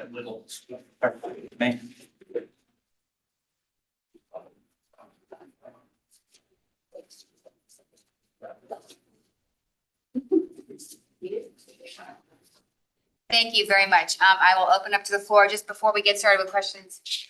This will come back before us at the May 28th meeting, not the 14th. So just wanted to give everyone the time span for this. Mr. Krasnoff. Just for some clarity, really, again, appreciate all the work. So the big change is really going from like a 1 to 5 scale now to more meet, not meet and wide. That really sum up the big difference and what like it for us. Sure, yeah, so the observations, if you look in the plan, they kind of have a column to the left and a column to the right. One says strengths of the blank competency. The other says next areas for improvement. So yeah, I did sort of a met or didn't, as well as the, even though there is no writing, I should call it at the end of year conversation, which says if you've met the intention of it. So it's more like notes. Things versus struggling a 4, 3, or 5, where it vary depending on who's actually doing the observation. Another change would be the research options for teachers to take. We'll be very interested to see how many teachers choose that option. Lee, did you have a hand up? Oh, sorry. Mrs. Ronaldo. So you may have said this and I probably missed it, but page 11, so what is the difference between formal and informal observations? And I know it's also included on additional pages. I think just my gut is I would always choose formal, just sounds easier. So I just, if you could clarify that, is it not written communication afterwards? Is that the difference? It's not enough. Okay. Formal observations are scheduled, basically. Informal observations are not. So with a formal observation, it's scheduled, it's longer, so it's at least 30 minutes, where an informal observation is a shorter amount of time, it's about 10 to 20 minutes. Both have a written product that the evaluator creates, right? Formal observations also have, at least for some of them, the first two, they have a pre-conference where you talk about the lesson before you actually teach it. And there's a post-conference where you have a chance to reflect and give feedback. In an informal observation, you can have a conference. It would typically be a post-conference where you talk through the lesson, but it's optional. You don't have to do it. It could be at the request of the teacher or the administrator. So it's a little bit of choose your own adventure sort of thing, a little bit. I think the way the plan is set up, it's really, it's set up with, you would have a mix of the two, basically. Okay. So you would have, depending on what cohort you're in, you would have a certain amount of formals and a certain amount of informals. When you get to cohort 3, you have a little bit more choice. That's so that's the 5 informal observations. My gut is that's probably what I would pick, but that's good clarity. What else tonight? Mrs. Mexican. Thank you. Thank you for the presentation. Read that whole thing, this with great interest. What do you see as being better? How is this going to help Fairfield Public Schools students? Yeah, sure. I want to touch on the action research because I believe that's an innovative piece of this plan that perhaps the state model didn't look into for all districts. That is a mechanism that could get us to reduce variation, both in our schools and across our schools. So if we can have a group of teachers working on an action research project similar to one another with support of their administrators and their colleagues, I would say that work is more important than their principal coming in at some point during the year to give them feedback, because they're going to be getting continual feedback through their PLCs or their grade level meeting times as they work on the short interventions and in terms of plan, do, study, and act on them. And I find that to be an innovative process that can help departments, grade levels, and schools move in a focused direction that we didn't have before.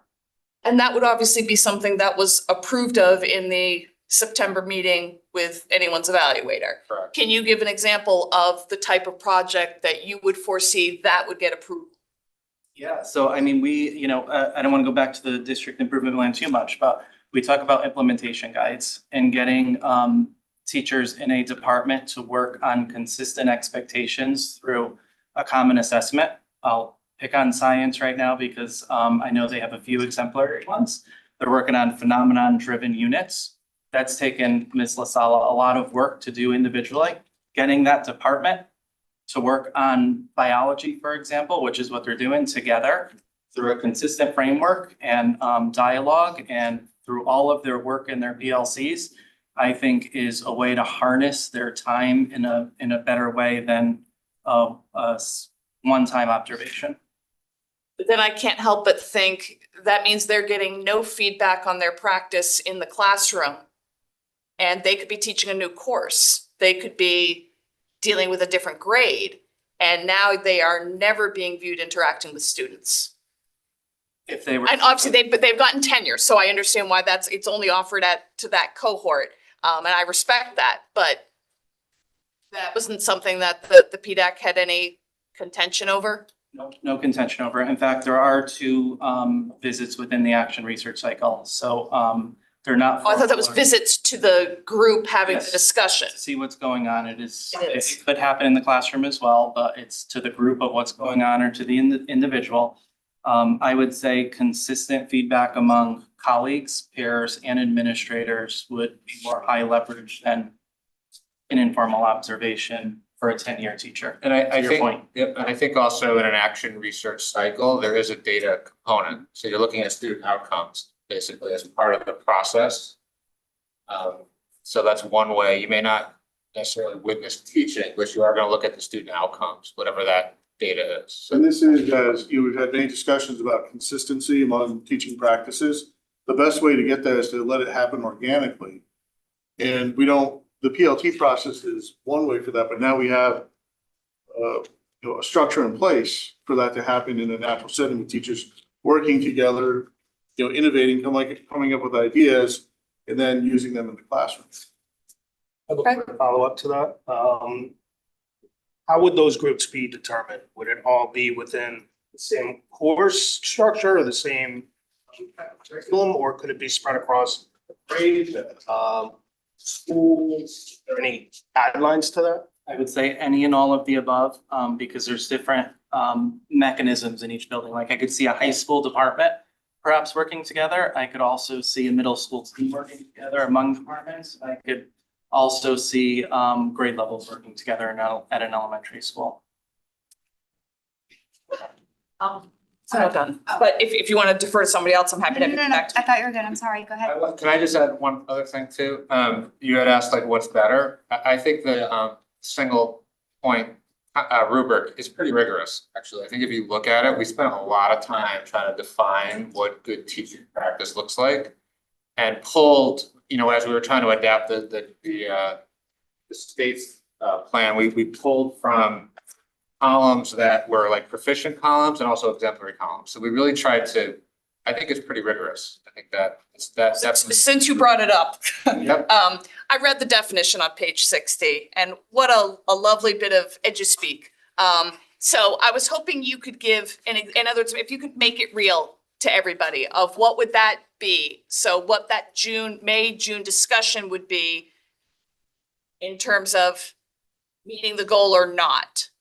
Talking about The example of the single competency. So just to delineate between the two, the single point competency is the one column of the rubric essentially that we've determined, which is in the middle of the plan. The met, not met is an overall indication of observations and goals and multiple measures of evidence and so forth. So they are 2 different things.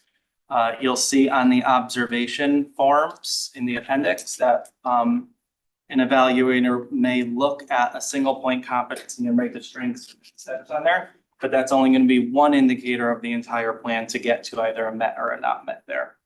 They are 2 different things. So what would it take to get a not met?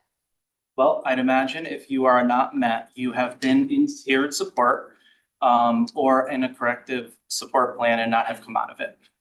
So you would not be getting a not met score if there was no supportive measures along the way, which you have to indicate as an evaluator on every observation as well as in the goal cycles. Okay. Is there any report mechanism that we're required to do to the state? For example, with our 1, 2, 3, 4, we used to have to say how many were at the 1. I remember that as a data point. Do we have any reporting requirement with this? For June 2025? Correct. I don't know that yet. So we do currently have, and I don't know if they're gonna do it this year. We report how many staff are evaluated versus non-evaluated, proficient versus not proficient each year, but I don't know if they're gonna put together a met, not met at this point. Okay. Can I also say, like, in terms of what's better, the paperwork end of things. Well, that was my next question. Definitely better. You know, the thinking process is still there, but a lot of the confusion with the old forms, 45% had to be this, 15% had to be that. The language got difficult because some language you were cutting and pasting, other language you had to create on your own. And when you see a form only 3 times a year, it's only, you don't interact with it on a daily basis. It can get very confusing, which language goes into which IGD goes where. I would bet if 100 people in the entire district know exactly what IAGD stands for, I bet my house on it, like 100's a lot. I'm gonna go down to 50, like, it just was very confusing, and just reducing that, the questions, the ideas are still there ingrained within, on page 65 with, Jim's put together, with, program. Perform. In the Perform program, so the ideas are still there and the interactions are still there. And the valuable part of the evaluation process has always been the conversation with your evaluator. And so that gets us to that place a little faster without just paperwork. Thank you. And again, I was gonna ask about the time estimate, but I think I'm just willing to accept it as because we actually had gone to great lengths. This might be 2 superintendents ago, 3. Of actually trying to quantify what the hours would be for administrators to do that. And I was curious if any measurement is done, but quite frankly, I just know it's less. So I'll take that at face value. I'm curious, just to give a little bit of voice to, some minority voice out there. I was wondering what kind of contention there was. What were some of the main wrestling points on Fairfield's PDAC work?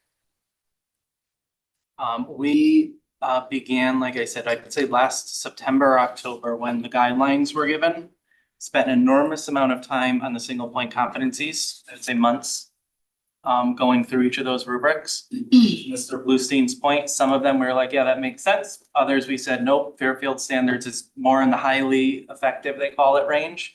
We're gonna move that over to the column. Within those, we've also wordsmithed some of the language there as well. In the interim, we were waiting for the state to come out with their model plan because we didn't want to get too far ahead of the process, not knowing what they were going to do. That came out in February. We were still working along that sense. I would say we wanted to make sure that roles and responsibilities piece was pretty articulate.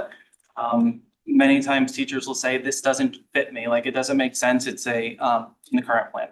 I'm kind of in this goal setting and rubric observation thing that like I just do because I have to do it. I'm certified and so forth. So we wanted to make sure that they were placed in a cohort that made sense to them and would help them develop as the next level of professional activity there with the rubric. I would say a significant amount of time was spoken about the difference between the need for observations, to your point, for newer staff members to get a handle on that, as well as for the whole consistency piece with wouldn't it be great to be able to work with colleagues in perhaps a non-evaluative sense, but to have that feedback cyclical and have our administrator connected to it. So it's not this thing that we do like school improvement plan. It's integrated into the goal setting. It's not this separate island that we do it. They did come to consensus on all this. We had a full vote. Saw the date on it. At the end, I don't think there was any dissension within the group. So So we wrestled with the concept over a good 8 or 9 months there. But there was a lot of discussion about making sure the language was applicable. It was hard to find language that could fit. Sure. You know, there's just so many various different roles that staff has to play. Okay, I just have a couple more questions. One, and I'm not sure if I read this correctly, but I think it was around page 18. This is prior to dealing with the dispute process. In just the corrective plan, so when those initial supports are going in, I thought I did, that there was already reference to having a bargaining rep partner at that earliest stage. So an issue has been identified. I don't understand involving that. I absolutely, of course, understand it in the dispute resolution. That's not my question. But when you're first having that conversation, I don't understand adding that to the mix between the evaluator and the leader or teacher. So I think you mean the supportive tiers at that point, so tier 1, 2, or 3, which gets before the corrective action plan. Our bargaining units, anytime I would say there's corrective action, the members are allowed to bring a representative with them to the meeting. And the state law actually requires that we allow that to happen. So it just had to explicitly be written in there. It definitely has to happen under the corrective without a doubt, to your point. Dispute resolution, just to clarify, can happen at any point in the process. So you can say, for example, we disagree on goals. Like, we're not in supportive measures at this point. We're not in corrective action, but we're disagreeing on a mutual goal at this point. We can't come to consensus on it, you can engage in dispute resolution. So it's not just when there's something, a teacher or an educator not performing well. It's that there's no mutual agreement in dispute resolution. That's interesting. Thank you. And then my last point, and I'll be honest, this has been weighing on me really heavily to the point, and to let my fellow board members know, I actually might have a problem supporting the plan for one significant thing that has been left out. And it was part of the prior plan. And that is the stakeholder feedback survey. And the fact that there is no communication required with those whom you are working for. And I'm not saying to have as in the chart, but to have no expectation that feedback was gathered. I can't picture a teacher ever who wouldn't love to give some feedback to an administrator. I can't picture too many students who don't have opinions about how that teacher has been serving them, has been interacting with them and structuring their learning. And whether it was related explicitly to the goal or in general, the fact that it has now been completely eliminated as an expectation, I have a significant problem with. And so I don't know how my fellow board members might feel about that. But I will tell you that I feel so strongly about that it might be a reason that I would vote against this plan. And if you don't mind me responding. Sure. It is not in the state plan either as a separate category. Remember, we had to remove the. I think we can agree that there are all sorts of issues with the state's vision of an awful lot in education, so. We wanted to make sure we were in alignment with the guidelines, so we could not have that was the 5% indicator in the current plan. So 10% all learning, 5% stakeholder feedback. And that happened in several ways, from Ms. Maxon-Kennelly's point. High school teachers, for example, surveyed students around mid-year time. We used the climate surveys for building level stuff. And those numbers got looked at the end of the year, and then we ranked that into the final 100% S5. I've spoken with the rest at this point about this, and if you have any rankings in, I'm told you will probably not pass the state's muster when it gets sent in within there. So then maybe I can explain clearly what I would be looking for. In my own personal experience, those two aspects of the evaluation were comical. They were not valuable. What I did on my own was far more valuable in terms of the feedback I sought in writing, in Google Forms and what have you. So I am not advocating for anything that looked like that the whole school point never, that I'm happy to see that go away. I appreciated where it came from. I don't think it ended up being very meaningful. What I would be looking for is the expectation of seeking it. And so I'm talking about something very loose, but that in June, there would be no discussion on, so how did what have you learned from what your students have told you about this year? If you are an administrator and you're being evaluated by your administrator, the teachers whom you evaluated, what kind of feedback have they given you on how you have served them as a leader? So I'm very much meaning conversational. I'm not talking about a data point necessarily, but an expectation. This is entirely top heavy. So that the superintendent is speaking with his immediate reports, that our curriculum leader, the curriculum will be speaking with their immediate reports. Teachers talking to their evaluators and not looking at the other direction. And no, I don't think it's enough to just get, well, how'd they do on their test scores? How did they do on their improvement on formative, which of course, all of that is important. And I'm not looking to put a number on this. I'm looking to have the expectation of that kind of conversation looking back to expect. And one of the things I loved in the plan, it was one of the appendix, were all the questions that should prompt a teacher, I would come at from the teacher lens to reflect, but a principal as well, an administrator. But to do all of that with no expectation that you sought information from your stakeholders, I think is a real weakness in this plan. And again, just to repeat, no interest in what we currently have. I don't think that was valuable. I would say the place that it lives is in the multiple indicators of evidence, which has parent feedback and student feedback. As options. As options of multiple pieces, yes. So the question, I understand, can I jump in? I understand what you're saying in terms of the expectation of seeking it out, but what, can it just be an end of course evaluation form for students? Which is not required. But that's what I'm just saying. I mean, like, and so you're saying. Absolutely. The person's going to get it versus we're gonna say, no, they're just gonna give it. Do you know what I'm saying? So right now, a teacher is meeting with an evaluator, having the end of year discussion about how you met the goals, and it could have been achieved through solely, mathematical data points. Yeah, but how did your students, I understand. It's not there. Might be a different way. I'm just saying we might be talking about two different ways to actually go about that. I think and I wasn't looking to stipulate how. I agree. Mr. Asa?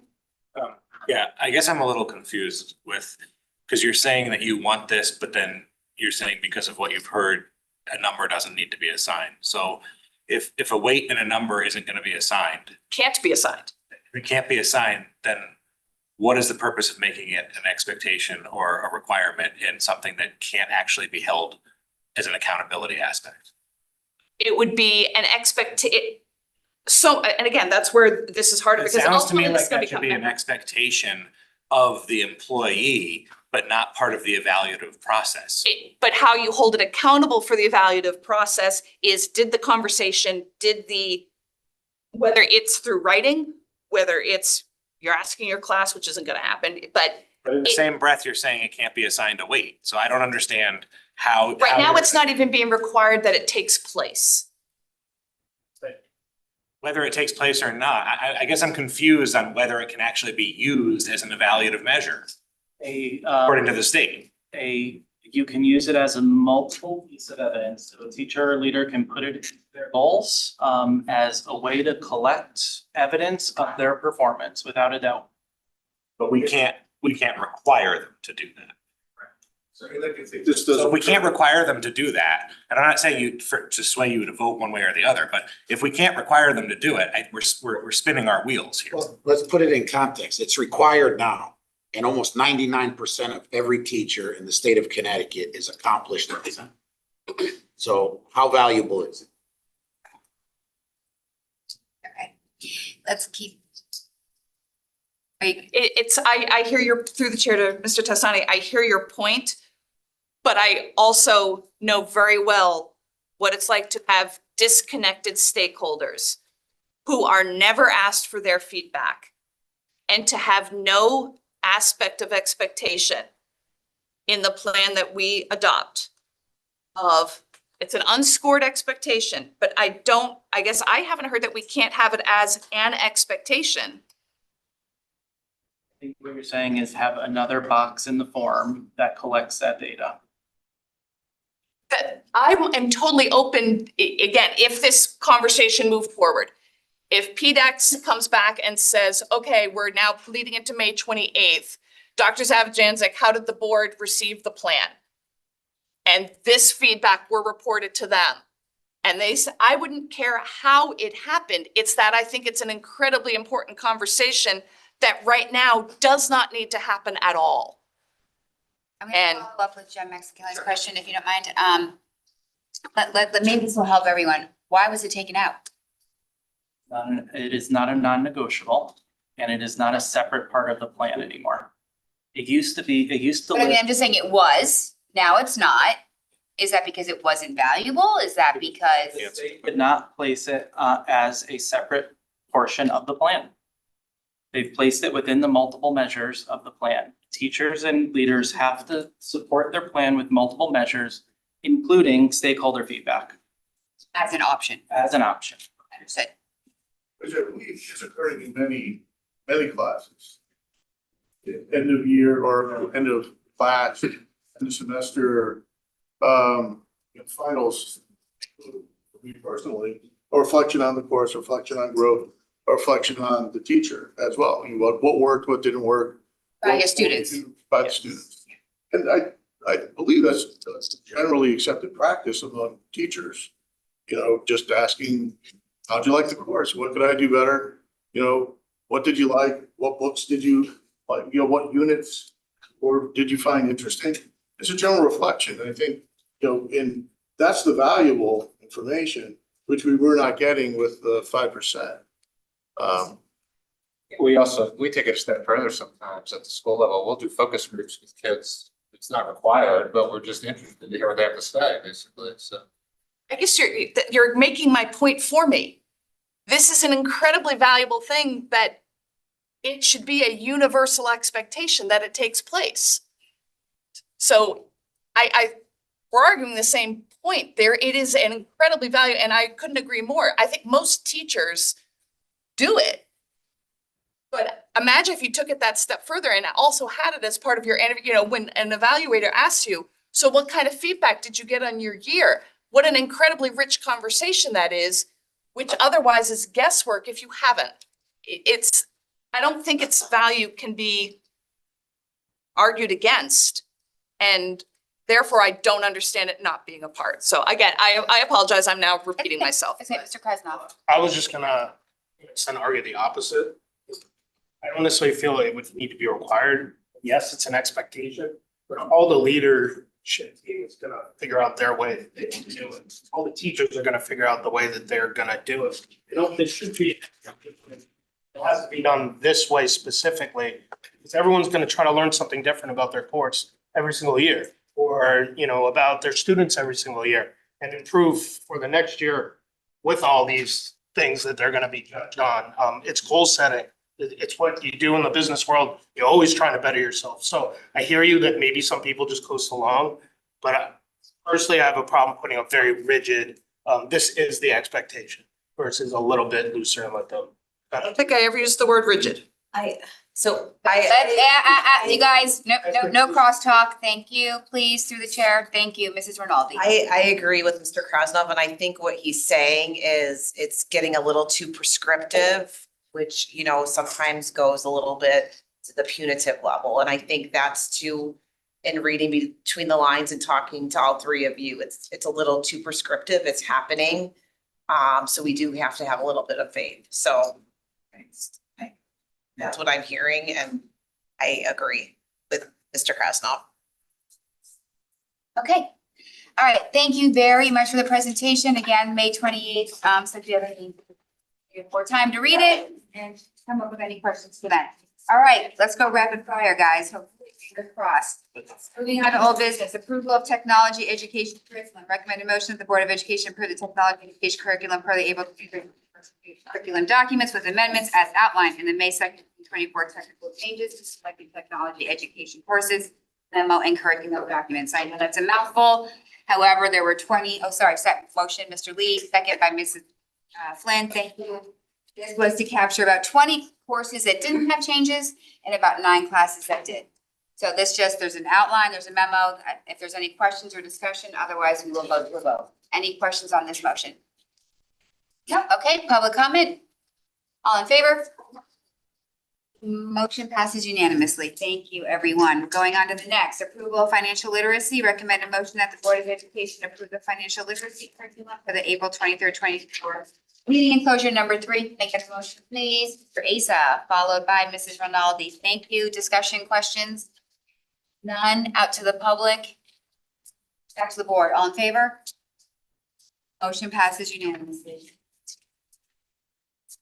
All right, next one, update and approve financial algebra curriculum. The Board of Education approved financial algebra curriculum, May 2nd, 24 technical changes to financial algebra curriculum memo and curriculum documents. Can I get a motion? Mr. Lee, seconded by Mrs. Bernstein. Before I open it up, we do have a separate memo and attachment for this particular course. There were changes from 1 year back to what it currently is being offered as 2 semesters. I am going to offer up, and as such, everything you do have the 2 semesters in front of you. However, the duration boxes didn't get changed to semester.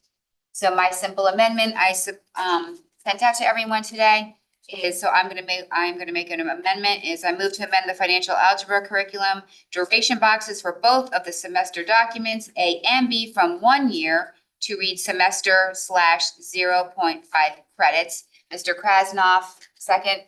Mrs. Flynn, any questions? It's your motion. Oh, sorry. It's just a second. All right, moving Mr. on. Krasnoff can be my second. Any questions? Out to the public on the amendment. Back to the board on the amendment. Motion passes unanimously. Back to the main motion as amended. Questions, discussion, public comment, back to the board. Everyone? Yeah. Okay, 9-0. Thank you. Update of approved AP macroeconomics curriculum, that the Board of Education approved the AP macroeconomics curriculum per the May 2024 technical changes to the AP macroeconomics memo and curriculum document. Again, there was another couple changes to this one, so can I get a motion? Mr. Asa, seconded by Mrs. Rinaldi. Questions? Discussion? Public? Back to the board? All in favor, 9-0. Approval of intro to business. Recommended motion that the Board of Education approve the intro to business curriculum per the April 23rd, 2024 meeting enclosure number 6. Can I get a motion, Mr. Lee? Seconded by Mrs. Flynn. Questions, discussion to the public, back to the board. Motion passes 9-0.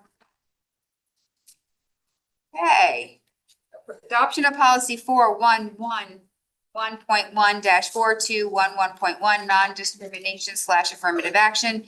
Recommended motion that the Board of Education adopt policy 4111.1-4211.1 non-discrimination affirmative action.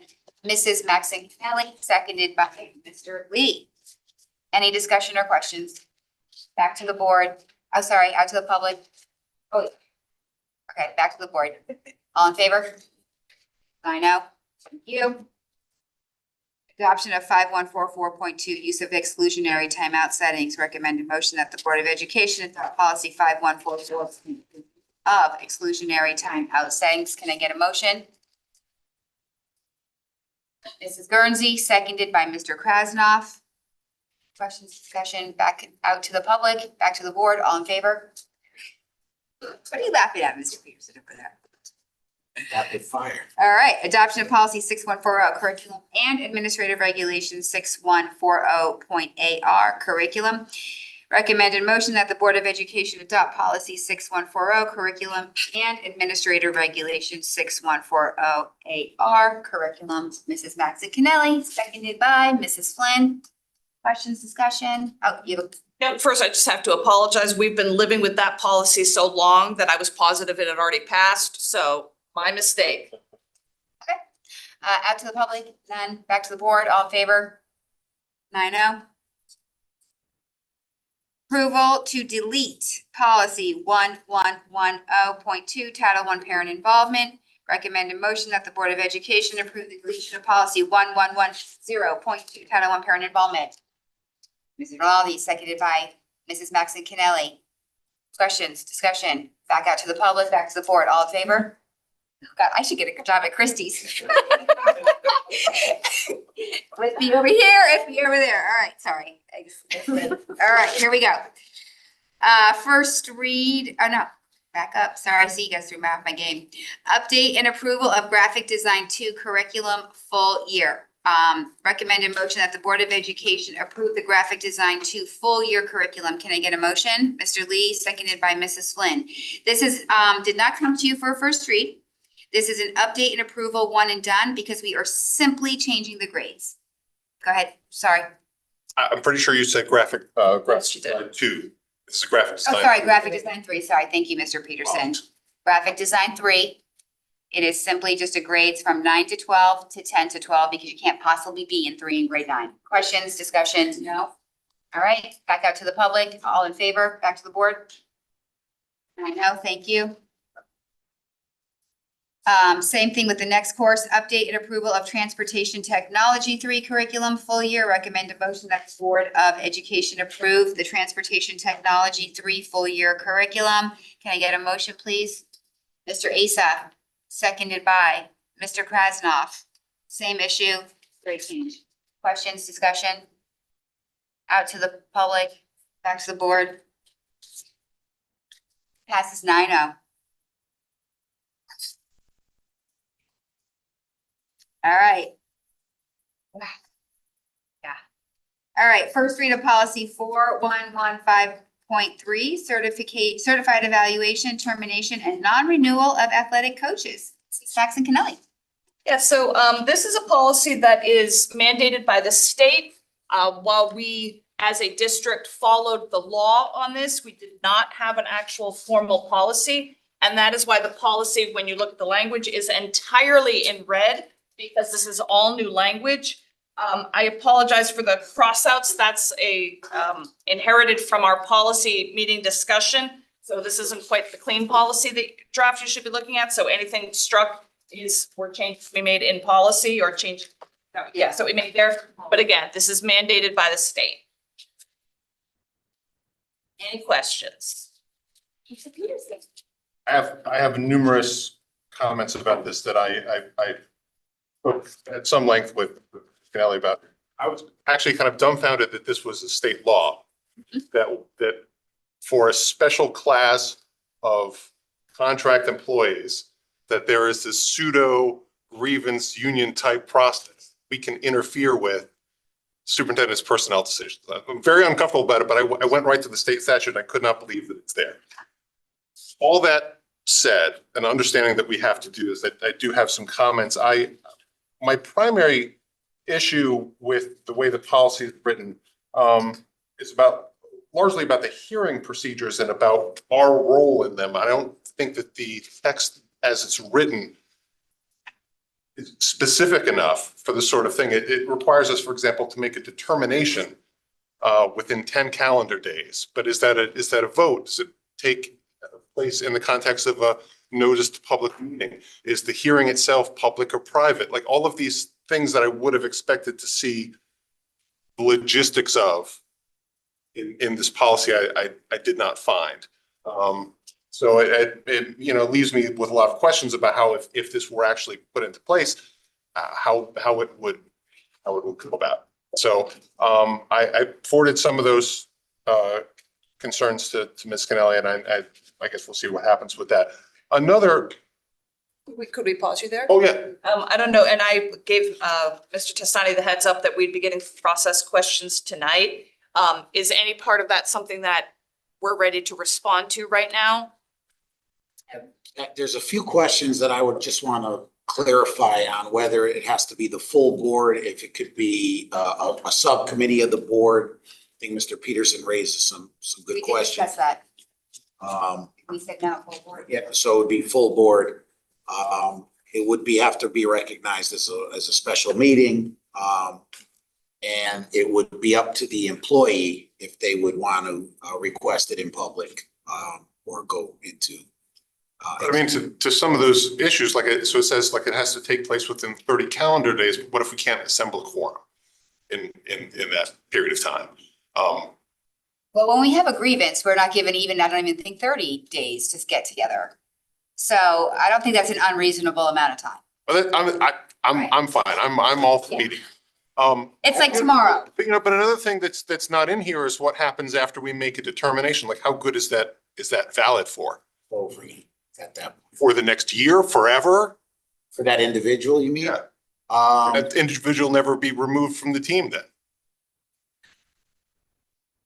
So you're saying if they win? Yeah.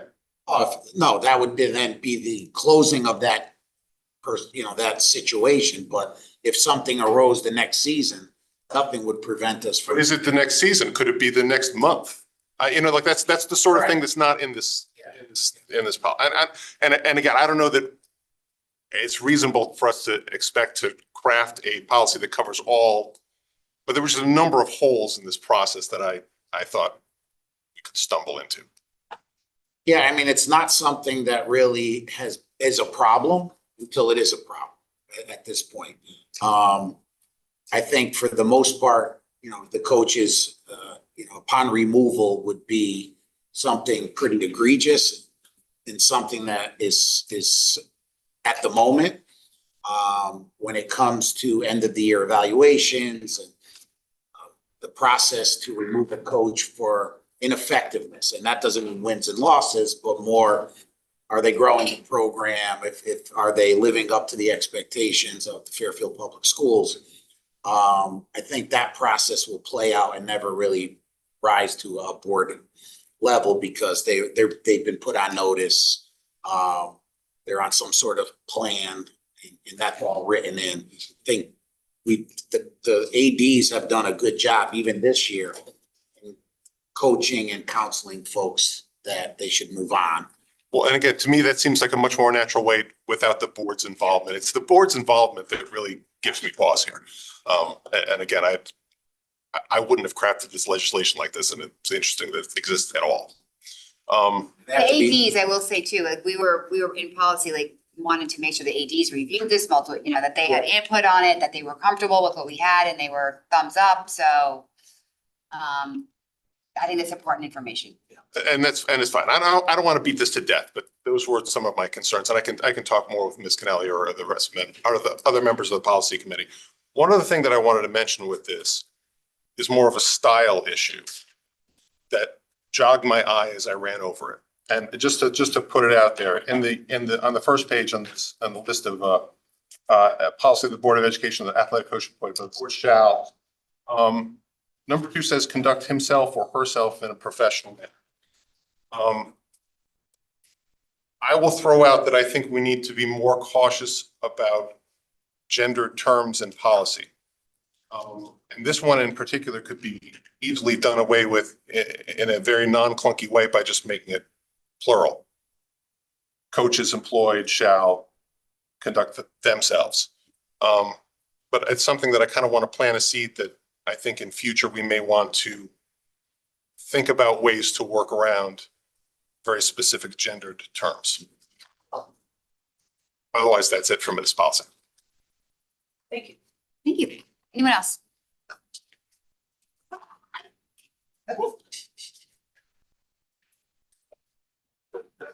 First read policy, 4115-4215, appointment and condition of employment evaluation. Madam Kelly.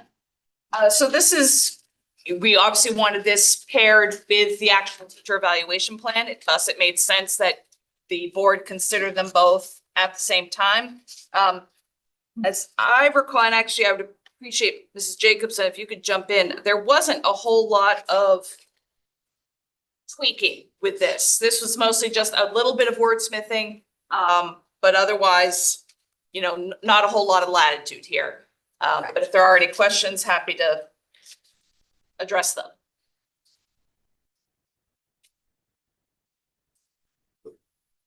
Anyone? Mr. Issa. So all this red here. Because it's a new plan. You could see how meaty the previous one was. The black. Say tweaking, you're just talking about the original part, but this is all new. I apologize. Once we received the red you are correct. Let me clarify. Once we received the red language in policy, we did not do much to that. No, you're right. This is obviously significantly different. I misspoke there. That would not be a tweak. It's on the bottom. Other than the whole thing. Underneath the. Right. This was tweaked. First read of policy 6151, class size, Mrs. McAnally. So this is one that we wrestled with 6 meetings, 7. This one took us a while. We started out, I think it's one that many of us have been looking to do for a long time because we knew that the current policy was not something that really represented what the work of the district was in terms of 30 students. That's never been a standard that Fairfield held to. We've always been guided by our practice. And so at first staff came to policy looking to amend this, then policy grabbed it and ran with it, if I can summarize it that way. So this has gone through a lot of changes and a lot of discussion in policy committee. And what I can assure you is we definitely started more ambitious. But there are a lot of legitimate concerns that we had as a policy committee and that staff shared with us for trying to bring about some of the initial vision that we had for what we wanted to do here. And so this is what we arrived at. I can speak for policy that none of the 3 of us is completely satisfied. None of the 3 of us got everything we wanted out of it. This very much represents a compromise. I do think that one of the things we were concerned about was that this became a compromise that staff could act on, that we were not setting any unreasonable expectations, which when they became actionable could lead to even detrimental results. And that's why this policy took as long as it did. I'm genuinely not positive. I haven't had many policies in 13 years that I would say this about. This could genuinely become a policy that, based on discussion, if we get different feedback from the majority of the board, that maybe we take it back into policy. I don't know. I don't know what to expect from the other 6 of you. I know Mrs. Guernsey, Mrs. Jacobson, and myself. I know their mind on some of these points very well. I don't know for the rest of you. So I'm genuinely not sure what's going to happen with this one. Very interested in the discussion. That's a clarity. A versus B, can you clarify the difference? Excuse me? A versus B. That's just pages. Page. So policy page number gets indicated by letter. Got it. So why is the top of page B? Sorry, David, I can't hear you. Bottom of page A, if class size shall not exceed 23 in regular classrooms and 21 at McKinley in grades K through 2. And then the top of page B is 3 through 5. Oh, I. That's okay. Okay, so let's take this orderly. Mr. Peterson. Okay, a few questions. I'll try to be straightforward. I guess through the chair to Ms. Kennelly, why was the 15 minimum discarded?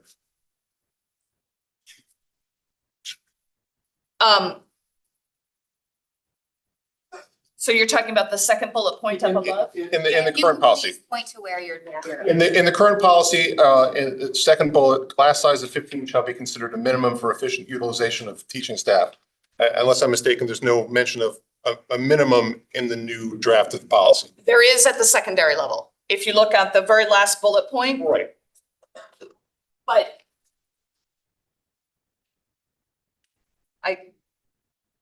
Is that, Yeah, go ahead. because that is in fact the reality. There are, classes that are always gonna be below 15 because of space. They can't fit more than, okay, let me finish. That there's going to always, so I understand what you're saying, but that statement is just not going to be a reality. Because we have to have classes that are less than 15. I understand that, but in terms of an elementary planning principle, are we, I mean, according to the way this policy is written now, why wouldn't a 12 student elementary classroom be possible? I think from that, we came at this from the point of view of how it's done, which is you have the total number in a grade and you divide such that no class size shall exceed this. So I absolutely hear your point. There's no one to say, well, we want to divide it into 5 sections at our school and have sections of 12. And I think because our practice is we go to the max number, not exceeding this, and if we exceed it, we open a new section. We didn't even talk about the need to put in elementary school minimum language because it's not the practice of the district. It's a fair point. It's not like we couldn't add it back, but it just. I mean, I don't know that it would be difficult to imagine a scenario where we have a 3-5 class that has 25 students, and do we break that into a 12 and a 13? I mean, I know in here you do mention the budgetary implications are also a factor in size considerations, but in a case like that, parents, I think, would advocate for 2 classes. And, and there's kind of no guidance in the policy as to what the district would do there. I mean, you're saying kind of past practice, but if we're writing a policy, we can put it in policy too. I'm sorry, I just don't follow what you're saying. So I understand the idea being that there's no rule there. If we're trying to make this policy reflect our practice, we in policy dealt solely with elementary school max. We literally just never talked about elementary school minimum because we know based on how we do class sectioning, that's not a factor. But if someone had a class of 25. In K2. In 3-5. 20. In 3-5, but. Correct. So if it hit 26, They would have to. you can't just divide that into a 13 and a 13. I have a follow-up. Again, Yes, you would. I have no issue. You would divide it into 13. No, we wouldn't. But You would. Why wouldn't you? no. But in any case, I think that's a fair point. But I would just repeat, let's raise hands. Okay, so I just want to understand, I guess I still don't understand. If you have a K5, a 3 to 5 section, that's 26. And it's before the end of the first day of school, you would split that. You're over cap. What do you mean, no, we wouldn't? We would. That's what the policy says. And that's what the practice is. I don't think when we have split it, have we not pulled from other classes as well so that they are the sections are balanced? So no one is staying with, assuming that they're staying with an assigned Oh, well, teacher. I'm assuming you're only having you have one class of 25 or 26. You're talking about there's multiple sections. Correct, because we have no elementary school that has only one class in one grade. I was taking that to be Mr. Peterson's hypothetical. So if you have and again, now I'm speaking for you. and I No, apologize. you're exactly right. So if you have a kindergarten class and you have 2 sections and they are at 23 and one of them goes to 24 the day before school starts, there's a total reshuffle. It's not that 24 section becomes 2 12s. Oh, of course, I understand what you're saying. And so that is something we didn't even feel the need to do because. Yeah, I mean, No, but the point being, there's nothing in policy that says, oh, but you've got to leave my class of 21 alone, just split that 24 into 2 12s, because it's better that we already established our class. So I think that's a fair point. But that's why we didn't. So then why don't you write in that, wait, Mr. Krasnoff, can you please wait to be called on? Sorry, go ahead. why don't you just have that you disperse evenly? It's not gonna be even, it's not gonna be evenly, because sometimes you end up with 18, 18, 19, or whatever. As even. Across the existing remaining sections, blah, blah, blah, yeah, It's possible. got it. Sorry, Mr. Lee. So Sorry, Mr. Floor, did you have more, Mr. Peters? I have more questions. Oh, I'm sorry, go ahead. I'm curious about the discussion about, based on staff and space availability at the end of the first day of classes. Sorry. So I mean, we have not normally done that. Kids continue to come in, as I understand. Sometimes it's late September and something crosses over. So I'm more curious about Mr. Testani's position on this. It's that is putting in concrete terms, something that we're very flexible on now. Right. They had hours of discussion on how to best handle this. Some of the feedback that we received as staffing is that it's a disruption once a child has established a relationship in a classroom with friends. So rather than break up that moment, and also if it happens September 28th, unless you're hiring a teacher who's unemployed, which most likely we do not want to hire those teachers unless there's extenuating circumstances. By the time we would hire, they would have to give 30 days notice to their district. The teacher wouldn't arrive till sometime in around Thanksgiving, so to speak. So by then, those relationships are really solid.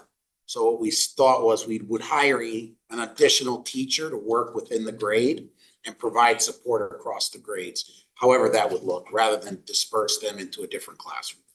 But fundamentally, you're comfortable with this kind of stricture of this after the first day making the call. Yeah, I mean, and people will have Isn't that your different, preference, though? yeah. That's actually your Yeah. preference. I mean, people will have different views on this, but having one extra child in a classroom is not going to make or break the success of that classroom full of students.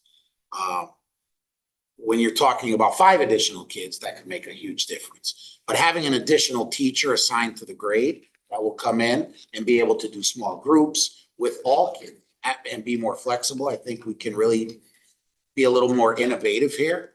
And when a teacher is out, you don't need a sub, you'll already have somebody there. I mean, there's a lot of advantages to being a little bit thinking outside the box on how we can make this work to our advantage.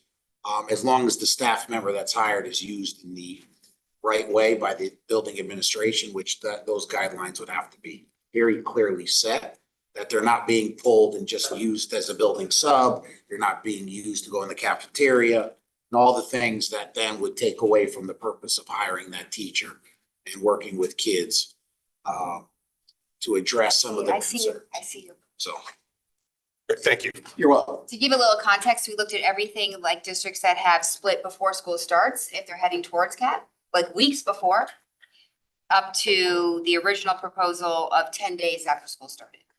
So everything from a couple weeks before school at CAP to it became the range of what we discussed to give a little more context to that. But Helpful. yeah, sorry, did you have more, Mr.? No, I'm sorry. Are you done? All done. Okay, thank you. Mrs. Can I Lynn? just ask a little bit of a clarifying question to that? So as I read this, the last bullet point on this page after at the elementary school level, this would not enable you to open a section at the end of the close that first day of school, correct? I just want to clarify. So theoretically. Yes, it does. Yes, it would. Well, you could. No, the first day, but all right, No, so he would. we would. So the second day of school, you would not. No, second day, it's up to the superintendent's Right, so discretion. The way- if we had a great candidate, say we just hired a teacher at North Stratfield, we'll use that. And in the interview process, we had 2 really good candidates. Principal had a hard time deciding and chose one. And then McKinley, for example, then had an extra student. We could open up a section. We had a classroom space available on day 2. That teacher, we could call up and just grab them and plug and play. Why not? I understand. So just to be clear, the superintendent shall make all decisions on expansion, collapse based on staff and space availability at the end of the first day of classes. So I'm saying, say that next Monday, we have a section that is 25, 25, 25. And now we get 1 enrollment. Now we're at 26.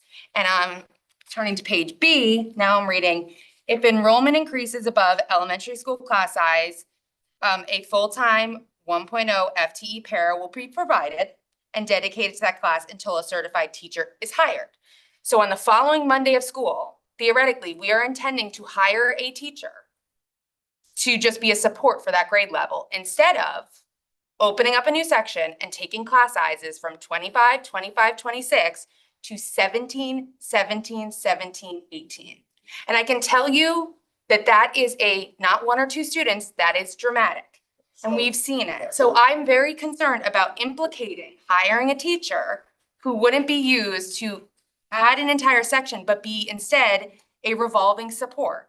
Instead of building a classroom section, relationships, smaller class sizes, more space. All of our buildings are, as we've talked about ad nauseum, different cuts, we have different sizes. I just worry this is very prescriptive and does not give you the ability to make sure, as we've heard, as I have seen, to give flexibility to our principals, yourself, to make sure that we can accommodate needs of students.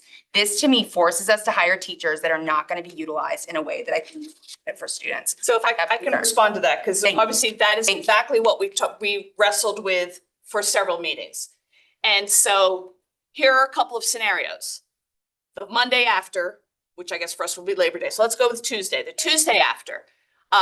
25, 25, 25, we have one that goes to 26. If we have a scenario such as what Mr. Testani described, or we have a known candidate that we would enormously benefit from, and we can hire that person, and that person is available, the superintendent has the discretion, like that, to now take those 3 sections of 25 and do exactly what you described. Or we have 25, 25, 26. We immediately find an available para to offer immediate support, seek the hiring. Now that teacher that we're seeking to hire is not available to the district until mid-October. So now you've got 2 scenarios to choose from.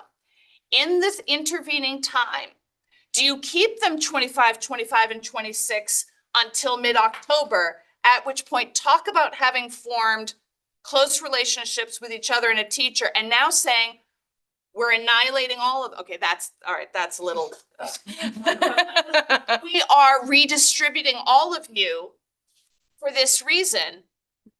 That could be just as detrimental as keeping where you are because you've had to wait that month. Or when you bring that teacher in and say, okay, we've got the known quantities, but now you are going to be someone who is helping to support, because I couldn't agree more. 25, 25, and 26.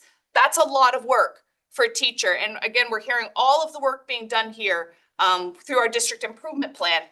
But that's one of that was one of the things that brought us great pause, knowing that the hiring pool has never been more challenging. I totally agree. Can I ask just a clarifying question? Because I'm very concerned about the language. Sure. In that, at the bottom of that first page, it says the superintendent shall make all decisions on expansion/collapse based on staff and space availability at the end of the first day of classes. The way I read this is, It is a hard lock. it is a hard lock that there is no availability to use that 1.0 teacher to open a new section.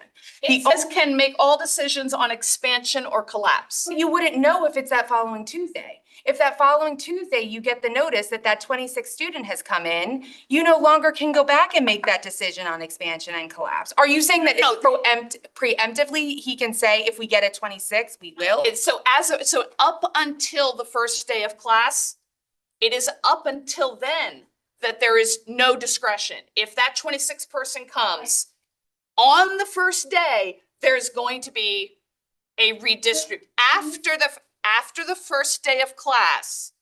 So that is 1 day later, 1 week later, 1 month later. The superintendent is making all decisions regarding expansion and collapse. It literally says in this, the superintendent should make all decisions on expansion collapse at the end of the first day of classes. So my understanding coming out of policy just was because we changed. I understand the intent, but the language doesn't read like that. We changed this because we first had orientation day on here and that could always change. So it was changed to the end of the first day. So my understanding is that was a hard lock.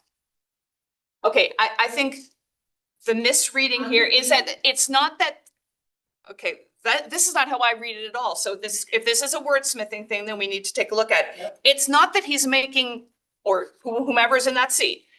In this case, it's not that the superintendent is making the decision on the first day of class. It's that subsequent to that. I'm concerned that the subsequent to that, I want to be allowed to have Subsequent to it. that is the other bullet point. Yeah, subsequent to that, I don't want a 1.0 teacher supporting a grade level. I want a 1.0 teacher opening a new section and reducing those class sizes. That's what I'd like to see. I think in every instance where we can add more support, that should be going to a dedicated classroom. Now, if we want to give a time frame to that, believe me, I've seen it live in action, a collapsing and an expansion. And I will tell you, a collapsing is a lot harder to stomach than an expansion when you're getting educational opportunities for your children. More access. We can all Depend on the teacher. and like I said, we can just, but there is, and I have already received questions. We have all received questions about what this is based in, data, and I don't want to get into that today. I think we have time for that. And I am pretty positive I'm going to submit some questions and amendments to the policy committee. But as this is written, I have very serious concerns, not because of the future, but because of what we've seen to, at least that I can count, at least 8 sections over the last 3 years in this district. So I have very serious concerns about that. And I so appreciate the policy committee working. I followed the minutes. I listened to the last 3 meetings. I think the intent is exactly what you're saying, but I do think that there needs to be some more flexibility given to expansion. I am more than happy to put a firm lock on the first day of school of ever collapsing a section after that. So that's kind of where I'm at. So kind of a follow-up. Is there a way to kind of ensure a cap? So if we know we're within 1% of it expanding come, I don't know, end of August, we anticipate expanding an extra section. Discuss that. So what was the feeling on that? So we discussed that, and one of the things that we did is we also requested, Dr. Parrish provided us with a tremendous amount of data regarding school by school, what has been the most recent pattern of across that. And as no surprise, the 2 schools with which we are having an issue this year in terms of going past the cap, Holland Hill and McKinley both had the greatest volatility in that regard. It obviously can happen anywhere because if again, we've seen that as well. That was something that we discussed. We ended up not moving forward with it. And this is where I want to come back to the very initial comment that I made, which is this is ultimately what we were able to vote out. And none of the 3 of us would say this is exactly what I was looking for going into this process, but we had to vote it out to get board feedback in terms of what we would like to do about that. Obviously, one of the things we also noticed that there isn't just the situation of students coming in, students also leave. And that can happen at any point right there in September as well. How do I say this? We also know games can be played in terms of enrolling students and playing with sections that way. And that was something that we discussed at length and were sensitive to. We also have issues, again, we have a building right now where we went past max and there is not another classroom in that building. Even if we wanted to say, let's expand you and reduce your class size, now we've got art in a cart and that wasn't a desirable outcome either. As I said, complicated discussion, but we did talk about that. It ended up not being what we voted out. And obviously I understand that if there's no room, there's no room. Hopefully facilities conversations can maybe help. The other reason was because of budget. So you're hiring someone without knowing you're gonna need them and it's a fiscal decision. Personally, I think at least putting that as an option, similar to the cliff of the first day option, at least puts it in writing that it's gonna be looked at and assessed. Way in advance. What is gonna be looked at? Enrollment projection is gonna be assessed, whether you try to hire a new teacher before it's too late to hire a new teacher. That would eliminate. 2 weeks before school, 1 week before school, you're at cap, you're 1 below cap, go find someone. Exactly. In anticipation of it splitting. Exactly. We did discuss it. Mr. Lee. So if you have a class that's at 26, no matter if you're gonna find a teacher and break up that class, because you may not have space for it. Realistically, there may not be space for it. I'm assuming we're still gonna have a para to help the teacher when it goes over 26 as we're working on the solution. Correct. So no matter what, there's gonna be assistant for the For the class, For the class. not for the class, for the grade. for the grade. The grade. And that's something which was not previously part of policy. So that is certainly something new that the policy committee was committing to. Why would it be for the grade, but Well, I think the idea Class- being that if you've got 25, 25, and 26, yes, that triggers the bringing in of a full-time para. But I think there's also the acknowledgement that all of those sections are large, they're at our max. And that is exactly where we leave it up to building administration to decide best how to employ it. Now we've have a para committed to that grade. Ultimately, a 1.0 FTE teacher being added to that grade, because there's if there are multiple ways that that person could be called upon to help, why would we want to have in policy that they're restricted just to the 26 section? Who knows, the kids in one of the 25 sections might be a more challenging group. We've triggered the hiring of the para, but let the building administration then designate how to support those teachers. it's been triggered because you have 26. Originally, if everyone's at 25, you have one teacher with no help, no matter how That's correct. the classroom is. So if you're talking about class size, you need support that class size, it should be held. If you hire that para, it's because of that 26 child. That para shouldn't go to class 25 because they're rambunctious. You still have an overcrowded classroom due to this policy. So shouldn't that para stay in the classroom for that help? And so I guess what I would question the board on anyone who wanted language like that, do we feel comfortable definitively, because remember, once you put it in policy, you take choice away from staff. And so when that class is in phys ed and they're all running around, right now, that para can't support someone else because policy said they have to stay with those 26. And what if that person could be used elsewhere?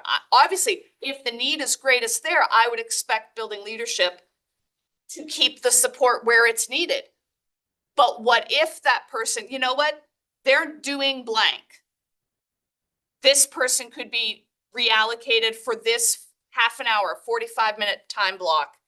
Would we as a board, and that, again, I'm one person, would we as a board feel comfortable taking the decision out of the hands of the principal to say, we're saying that come hell or high water, you must stay with the 26 section?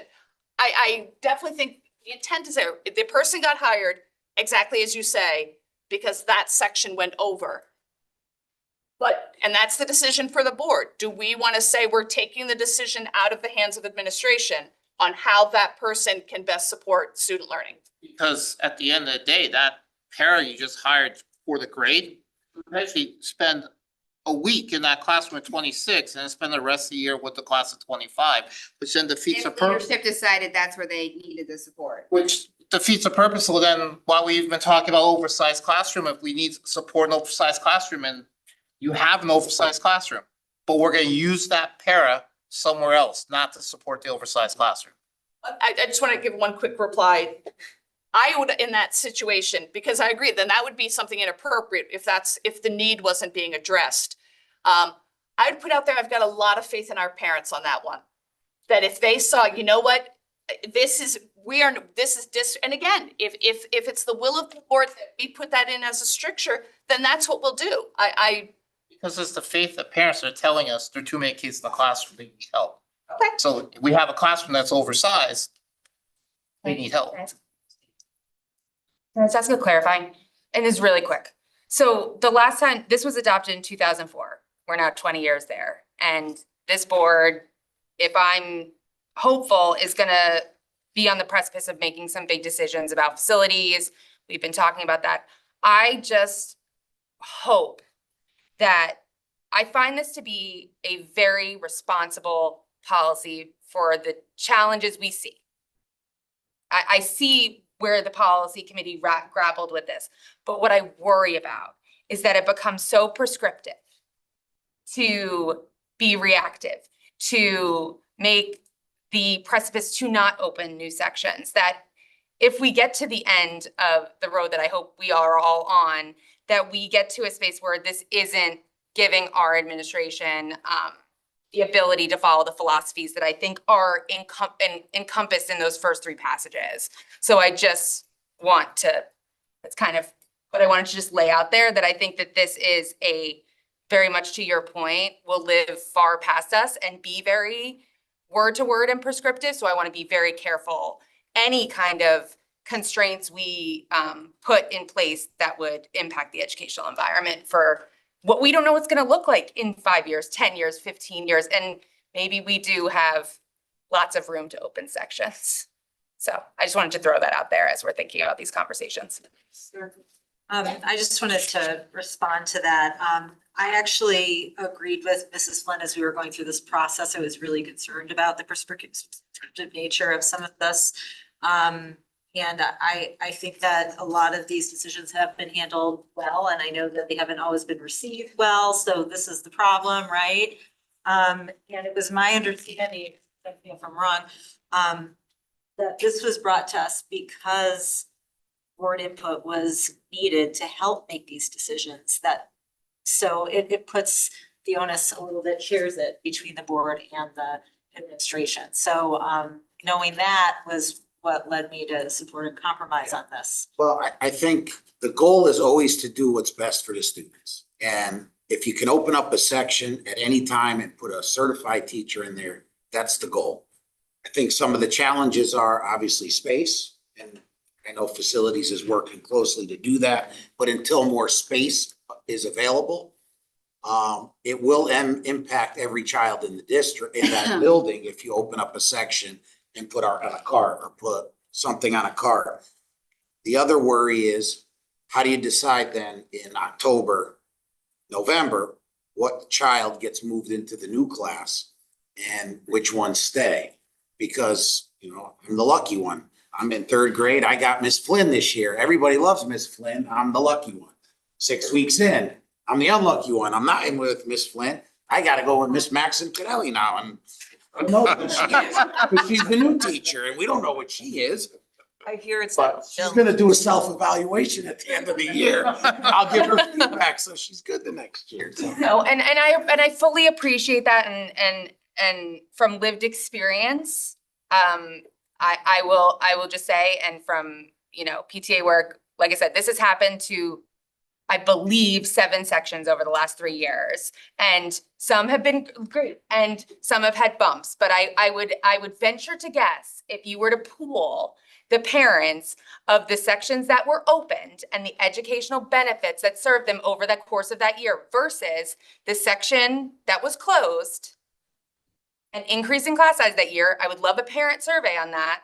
I bet if you ask them, they'll email, it was detrimental. So I want to be very careful in what we make prescriptive and what we make more easy for our administration to do at your discretion. Our goal is in mid-August, if we see schools and grade levels where we know the potential for new students to come in, to be proactive. Because we see policy like that. There is policy locally that says 3 weeks before, if you're at CAP, you're gonna hire a new certified teacher and you're gonna open that new section. So you don't have to have people going from Mrs. Flynn's class to Mrs. Max Kennelly's, because they're gonna know on day one at Meet the Teacher that that's where they're gonna live. So I would love to see us moving towards that proactive model rather than having our administration, you, our board, our staff, having to deal with those decisions during the first, second, third week of school. So clarifying question, are you looking for language that would be prescriptive on the before school side? I think I wanna submit my questions as this board will do. I think yes. I don't know what that's gonna look like, but yes, I can see myself, if this continues, submitting some kind of amendment. But what that looks like, I'm not sure yet. I want to hear the discussions. I think to Ms. Maxon Kennelly's point, this is too, I don't think any one board member is going to come up with language that's going to articulate what we all are feeling. So I really do genuinely appreciate the approach to this policy, which I think we all have different experiences, beliefs, feelings. So I appreciate her. We need to be aware then, you know, a week before school, you have 3 sections. They're all at 15. We're going to collapse one most likely in that's gonna bring. I just threw out a number, I whatever numbers. work. I get you, I fully get your point. You know what I mean? Then you're gonna be like one away from cap and you'll have to expand it again.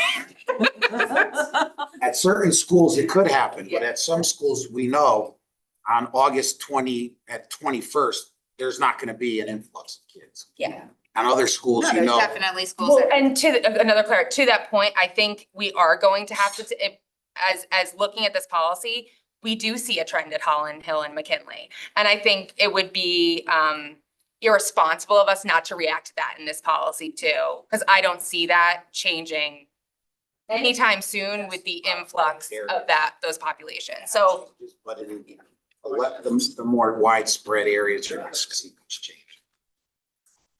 Want to elaborate to that? Jacobson, Mr. Ace has had his hand up for about 20 minutes. Listen, see, buddy. Go ahead. You're quiet today. Just a quick question to the policy chair. How much discussion was given to the differentiation with McKinley and the history on that and any kind of requirement versus just past practice on those two less students? So you mean the idea of. Since we're if- crafting a policy. Sure, so that, Was it discussed at this time, whether is there statistical data and anything to say that we need to keep it this way at this one school? Should it be at different schools? You know? in terms of, you're talking about the cap size? Yes. That was different. We had talked about that, but because staff didn't recommend that change, we then didn't go with it. But we had briefly talked about, should these applicable cap sizes that right now apply only to McKinley, should they also apply to Holland Hill? And then that conversation didn't go much further because it didn't come forward as a recommendation. And the reason I raise it now is this is a policy that will have long lasting effects. Yet we're coming up on known discussions of McKinley being at max and absolutely most likely needing to address that. And once that is addressed, does that change the composition of that student body in a way in which supports are going to be needed at other schools? And in doing so, does that, I'm not advocating for it, but does that eliminate the requirement of having those lower caps at that school? Good question. I guess I'm unclear then, are you saying that for those schools, what we had talked about is, again, we didn't really get into too much of adding that lower cap size to a second school. What we did talk about longer, and then it just ended up not making it out of committee, is an idea of if they are, kind of what we're discussing here, if those two schools in particular are at cap X number of days before the start of school, do we hire someone? Let me rephrase my question. Sure, Did you talk about making all 11 schools the same cap size? no, To be clear, you mean raising McKinley's? Yes. No. Or raising it or lowering them, just making them all equal, based on the previous discussions of capacity in McKinley and possibly changing that. so we had talked about, obviously, because we're on the topic of class size, of how do you not have a discussion of should we be lowering the class size universally? We look to an extent at surrounding districts. It's different, you know, there's not one, it doesn't seem to be that there's one accepted practice as being best. And of course, what we all know, and no science is going to be there for that, so much, I had two daughters, kindergarten back to back with same teachers, same number of kids in the class. That teacher was thrilled with year one and exhausted by year two. You know, no science can you have on that, and that was mathematically the same number. But one thing that how could we not, after all of our facility discussion, if we lower that cap size, what we know for a fact is we don't have the classrooms to support that right now. And so until something fundamentally changes district-wide in terms of our facility capacity, we could not in good conscience set something up that could potentially start sending art on a card. So I guess just to finish this thought, you know, and I guess I don't know the history enough to know exactly when the class size for McKinley was lowered, but it's based on our capacity issues at that school. I guess I'm wondering, I've gotten the answer, it wasn't discussed, but I was curious if it had been discussed with the idea or caveat that additional supports be put in there if those sizes increase. So I guess I'll just wrestle with that. Okay, anyone else?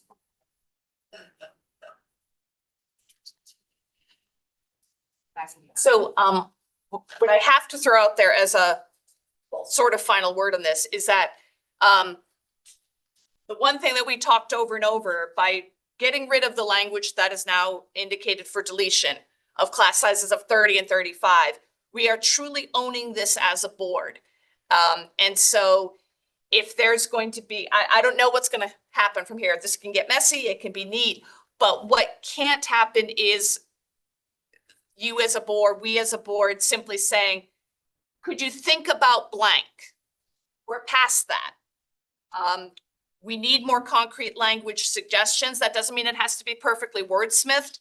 If there's a big enough body of it, then that's where we can decide. And this, again, has not happened very much in my experience, but the few times it has happened, it was usually at the second meeting where the feedback came in, it was of a specific enough nature that rather than vote down a policy or try to do all the work at the board table of amending, policy then took it back. But that's not going to happen, and I'm not going to recommend or endorse that happening on just a, can you please go make this better? We've done our part. We took our best shot at it. We wrestled with each other at length. We are completely open to input, but just a, can you work on it more is not something that's going to motivate me to agree. We need specifics. And so the more that you as our fellow 6 board members can prepare it and give us that feedback, you know, again, we want what you want. We want what's best for kids, but it also has to work for us. That's the process. Yeah. Just through the chair to Mrs. Maxim Kennelly, in what form would you like that? Do you want that at the May 14th meeting at the table, or do you want that in advance through email? That's what I'm asking through you. Sure, but Mrs. Jacobs, just to clarify, Special, you're right. had you planned on which agenda this was going to be on? It's not going to be on the 14th, it will be on the 28th. Oh, so at the 28th, my suggestion is that people come in with language changes, and if we view this critical mass as substantial, I think that would be where we would take it back. Again, this hasn't happened very frequently. When's our next policy meeting? 14th. We could try to collect beforehand. If people were able to get it to us beforehand, I'm happy to put it back on the agenda. Okay, 2 things. First, a suggestion that any board members that have proposed changes, get your very specifically written language to the policy chair by X date in advance of the 14th meeting, so they can decide if they're pulling it back and if it's going off the agenda on the 28th. Second, just one last question regarding here. With regard to the FEA and our union 3-year contract that we just did, this is obviously solidifying something that has been past practice, whereas in the union contract, it has allowed for more. Is there any discussion to be had or need to be had with regard to that? Or is that just something that will come in the next negotiations and will have to be put in at that point? Or potentially discussed at that? Because what we're doing is we're making hard, fast numbers that differ from the FEA contract, whereas now it's a practice becoming a policy. So I don't know, I don't know, and I'm just wondering if there's any. You think someone's gonna grieve the lower class size? I don't know. Possibly, like, is that a question, like? I don't know if there is anything to be done with that, or if it's going, or if it's gonna come up. I mean, I don't think they're going to try and I don't think they can open it back up to get it based on this policy, but. Contract is a higher number. Yes. So the only thing you can grieve is what's in the contract. If the number in the policy is lower, and you go above the policy, but do not exceed the number in the contract, there's no agreement. Okay. What was your first point again?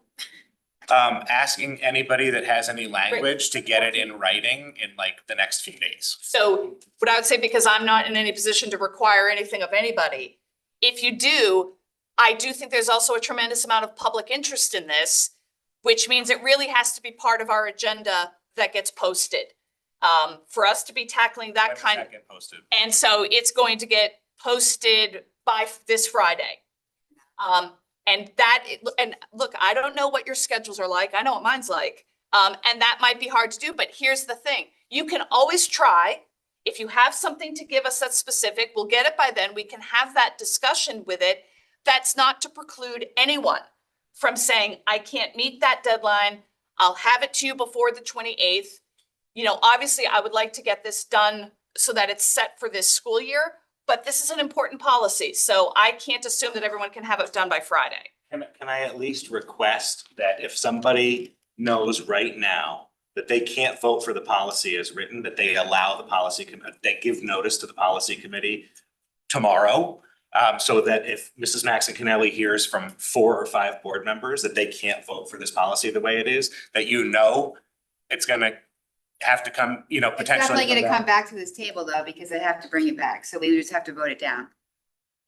Per the bylaws. I'm just trying to say. We can pull it back. It doesn't have to go up I'm for trying a to suggest pulling it back to policy, knowing if you've got at least 4 or 5 members that are gonna vote against this the way it's written now, and then say, okay, the agenda's posted, now you have 3 more days, get me your language before your policy committee meeting.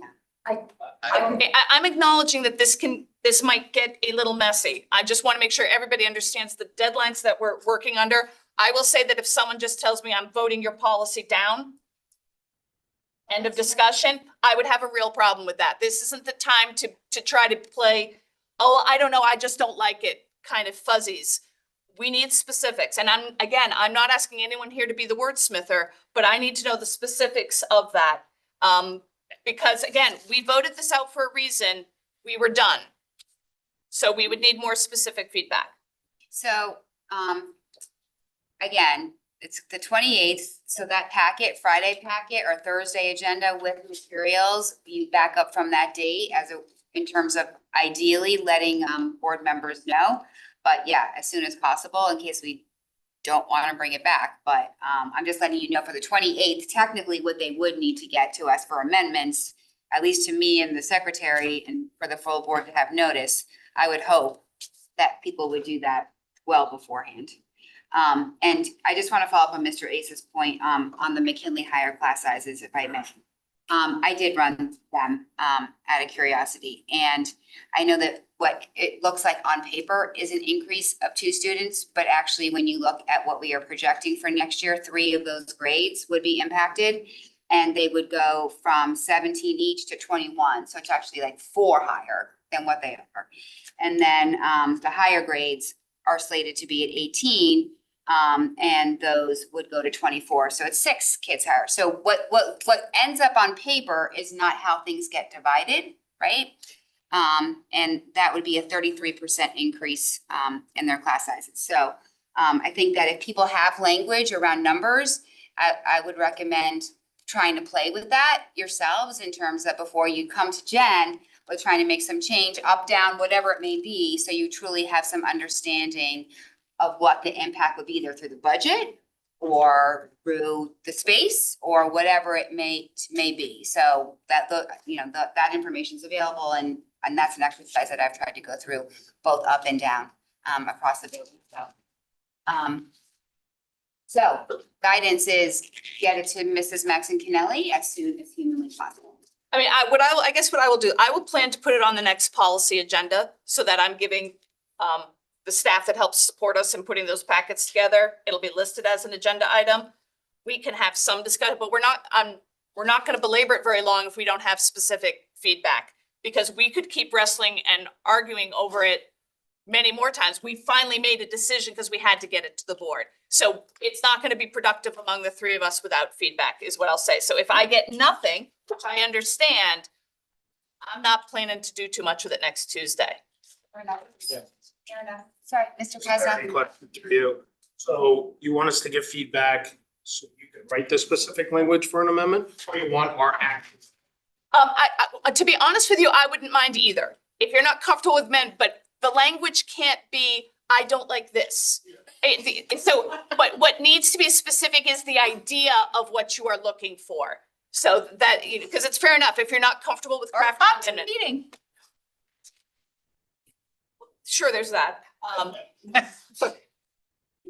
Crazy. But yeah, but if you're not comfortable with, I'm not sure how to do this, but this is the idea of what I'm looking for, I would find that fine, because that would be direction. Okay, thank you, everyone. All right, we're almost there.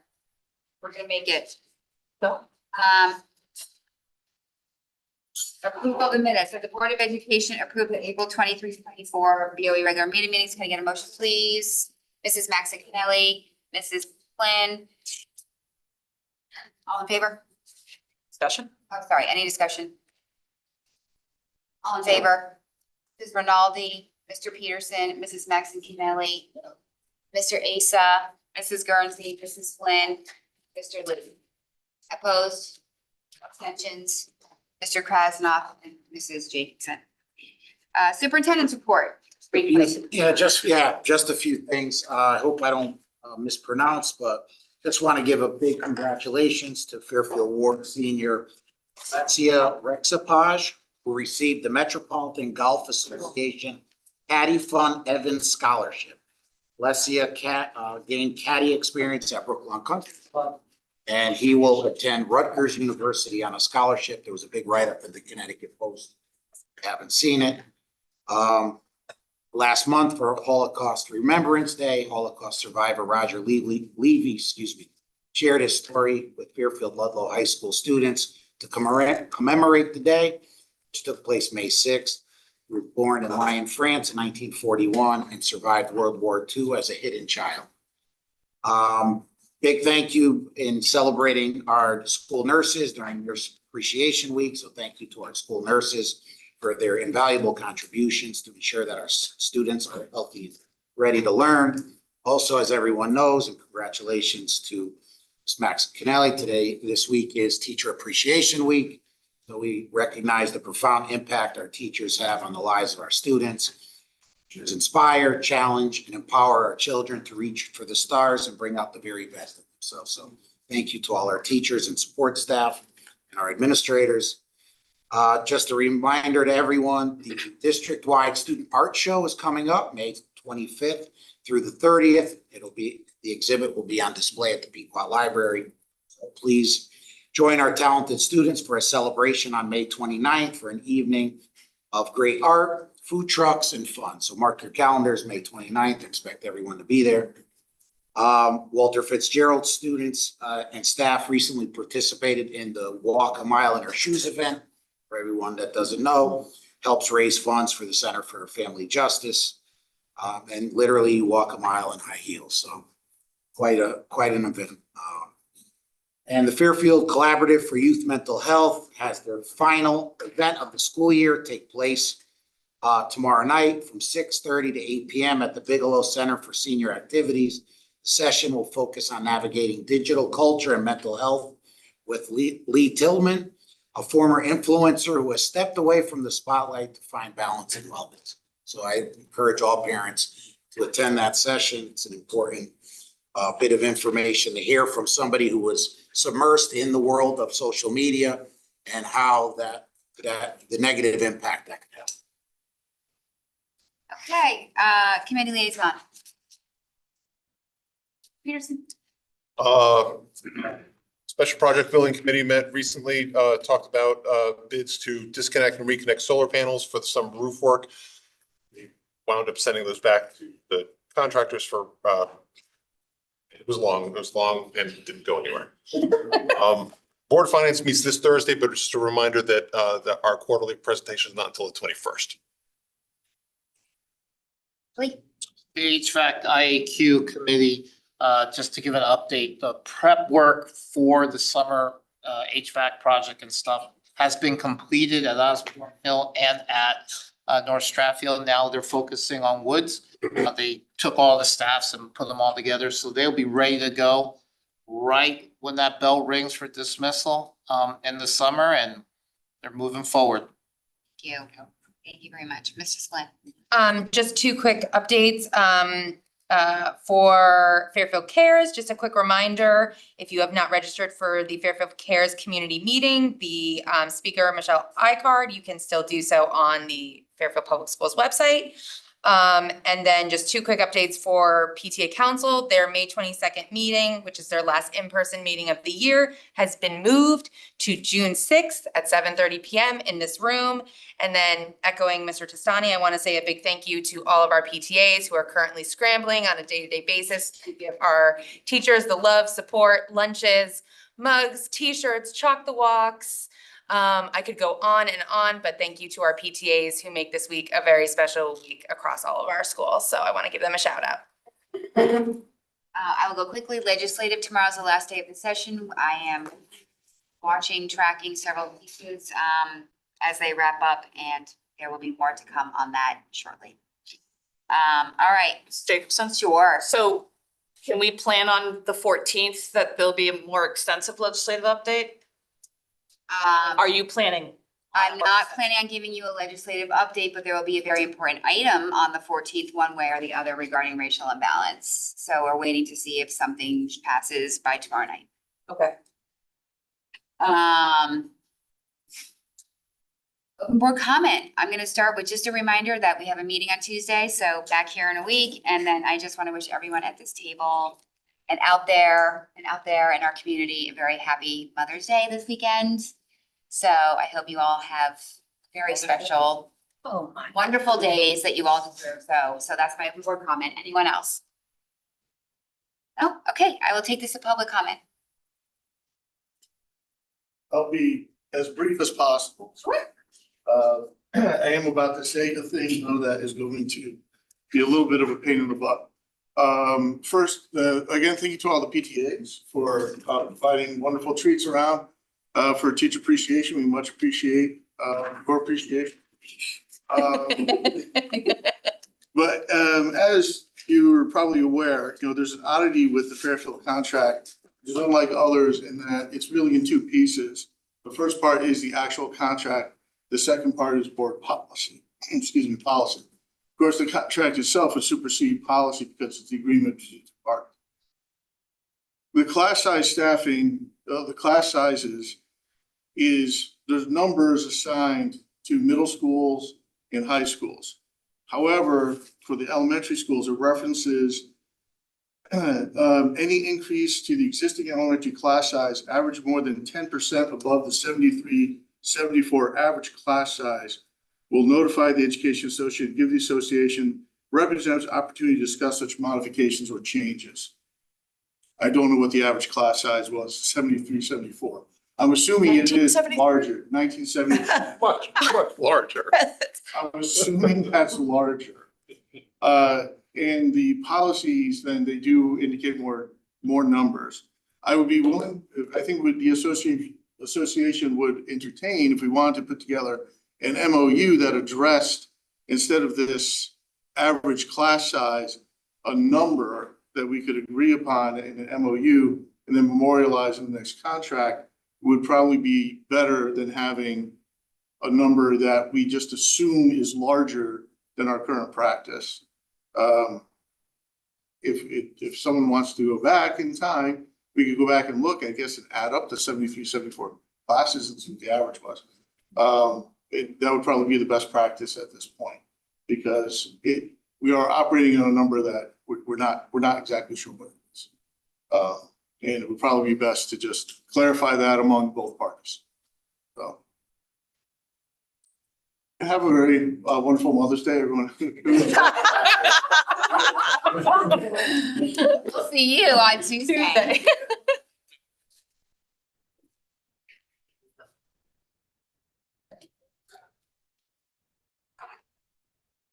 Hello, Laura Veneman, 60 Bridge Road.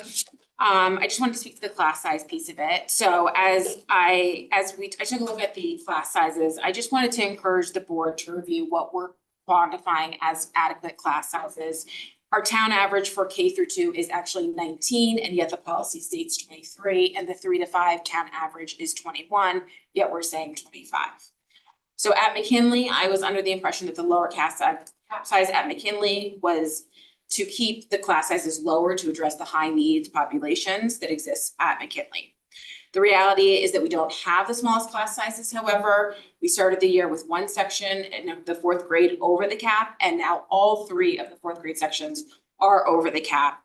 Class sizes are known to directly correlate to achievement, so I would urge the board to reconsider these caps as we look to address the achievement gaps that exist. There's no surprise that town development continues to be focused in the McKinley School District. We have 13 more students now than we did at the start of the beginning of the school year, and I fear that this will only continue to fluctuate as future developments are finalized. I certainly understand that space and finance is an issue, but as we look to solidify sections towards the beginning of the year, we really need to allow for space to account for incoming students throughout the year to ensure that we won't continue to have sections be over the cap. Thank you.